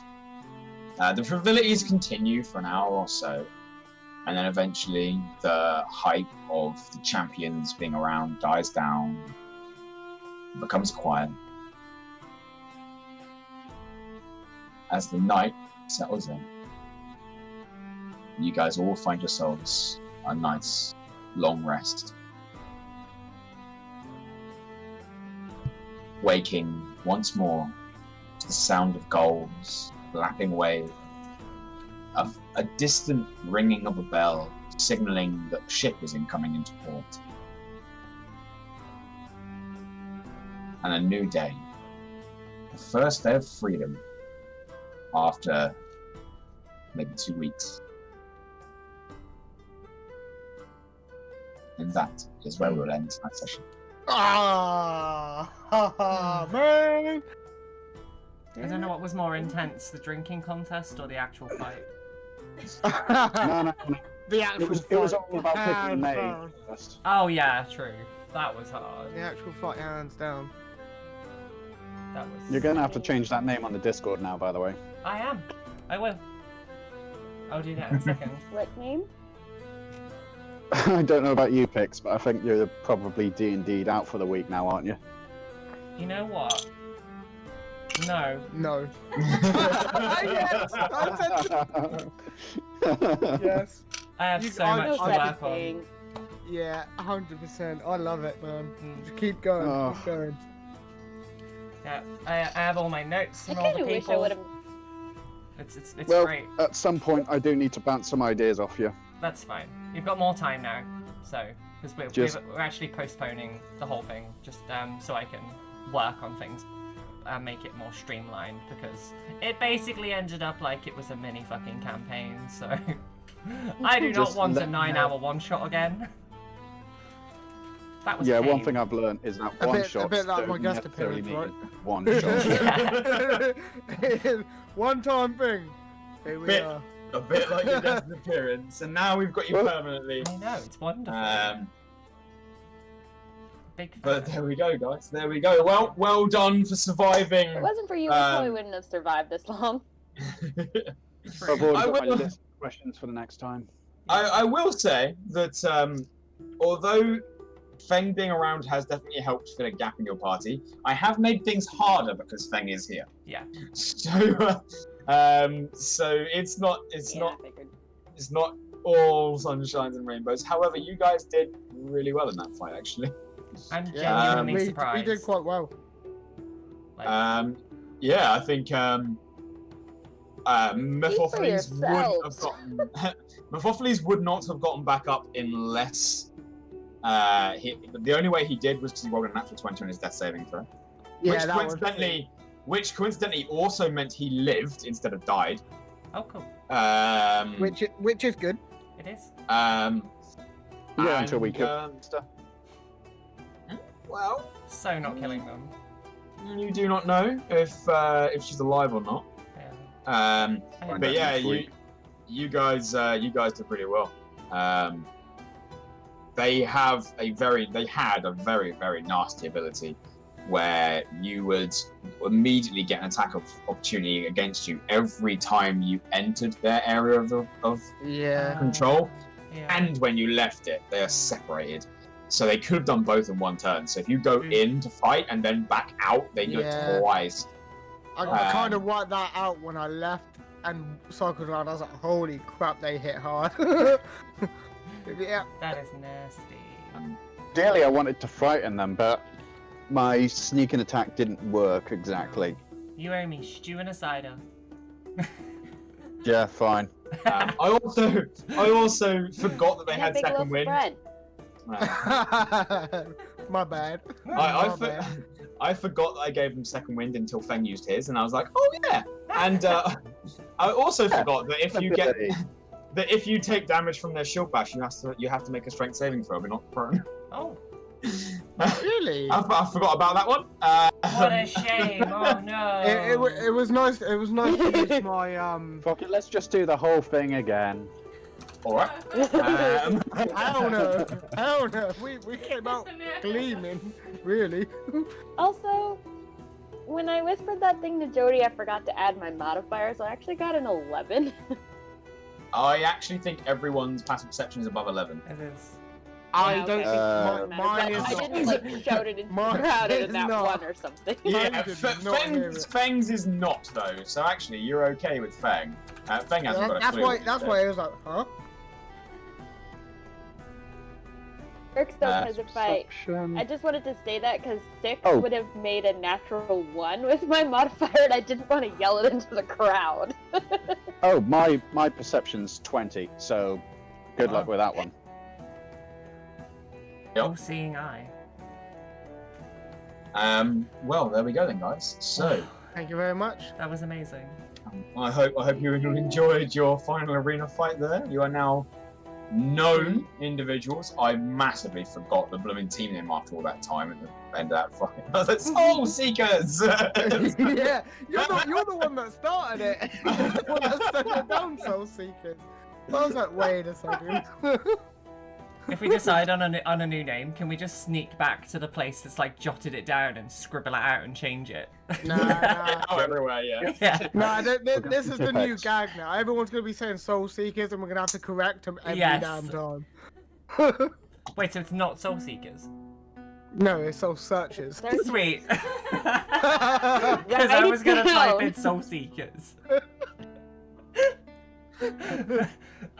Being calling us fuzzy pickles anyway. That's true. Norian is set on Yeah, I'm calling glad- us fuzzy pickles. I'm glad we didn't sorry go I for brought that up. It's I'm fine. glad we So didn't sorry, go guys. for fuzzy pickles.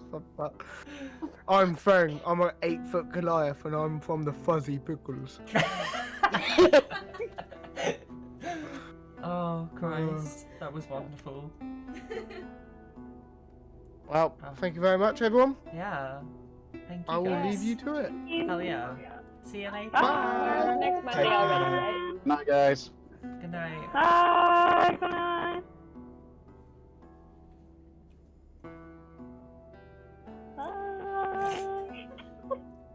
That was so so perfect for a second. Then I thought everyone was just gonna like dip out in a really nice No. little unison thing. But now it's just us three, and I'm just like, I Whoa. refuse Bye. to stay. Bye. That's a Now the lie. whole That's, house is that's a Okay. lie. I'm out of here. I'm out of here. Are you staying too? No, I'm leaving you, okay? Now you're kicking me out. Bye. Oh god. Oh right. This is fucking amazing. We're gonna. Who are we gonna go and see? We're gonna do a raid. I'm fucking tired. It's been a really great fucking stream today. Who should we go and say hi to? We can go see Kenna. Oh, I thought I'd get to hang out with Mamba. No. I mean, Mamba is right there, so... See? She's right there. Who we gonna... Norian does say hi. Oh my god, look at this. It's almost like we live together. Oh no. Letty Bay. God damn. We're just a trio of cuties. I'm saying trio because Pete's right there too, so. Literally breaking this fourth wall. Which is taken. No. Norian, you are a thirsty bitch, you know that. You're going straight to horny jail tomorrow. Mike and Letty? No. Love you, Gimli. Take care. Thank you for saving our lives multiple times. And beating me very fairly in that arm wrestle. That was amazing. Yes, let's do an arm wrestling contest when I have a -1 on my strength. Best idea ever. Right, let's set up this raid. Don't tell her she's right there. She can hear me. She's right there, and she's in chat. No, Rian. She's right there. You rolled a 2 on your stealth. Need a glass of water. I really do. I really do. That was a nat one. That was a nat. Yeah, that was literally a nat 1 on stealth. So we're gonna go over and see my friend Kenna. She's playing this game called The Forest, and you know we're just gonna throw some love at her. I don't know, man. So tomorrow you are so thirsty, Norian. What are you even trying? Your deception is also very low. It's okay, don't worry, I'm not judging. Silly. That's true. Okay, fair enough. You have your crush. So yeah, let's go do the thing. Let's go say hi to... Wait, did I do that right? I think I did that wrong. No, I did that wrong. No, did I? Oh, it's with 2 T's. Okay, whoopsie. I'm an idiot. Hey, Sarah! We are actually just finishing stream. We had a ridiculously great D&D session. We somehow survived the gladiator pit, and now we're just living as heroes, I guess, or I don't know. we're people now. We're I don't know. Okay, let's put this raid through. We're gonna go and say hi to my friend Kenna. She's very, very lovely, I promise. I'm really tired. Tomorrow we are playing. You only just got the notification now? What the heck? That's so weird. We've been going for like 4 hours. Fucking Twitch. What the hell? This episode's gonna be on my YouTube on Wednesday, so you didn't miss out. Don't you worry. Tomorrow we're playing Portal 2. That's gonna be real fucking hype. And Norena's just been sent to horny jail. Again. As they should be. But it's okay. It's all in jest. It's very funny. I love you guys. Stay safe, love yourselves, and just have a good night. And I will see you tomorrow for some Portal. Goodbye, I love you.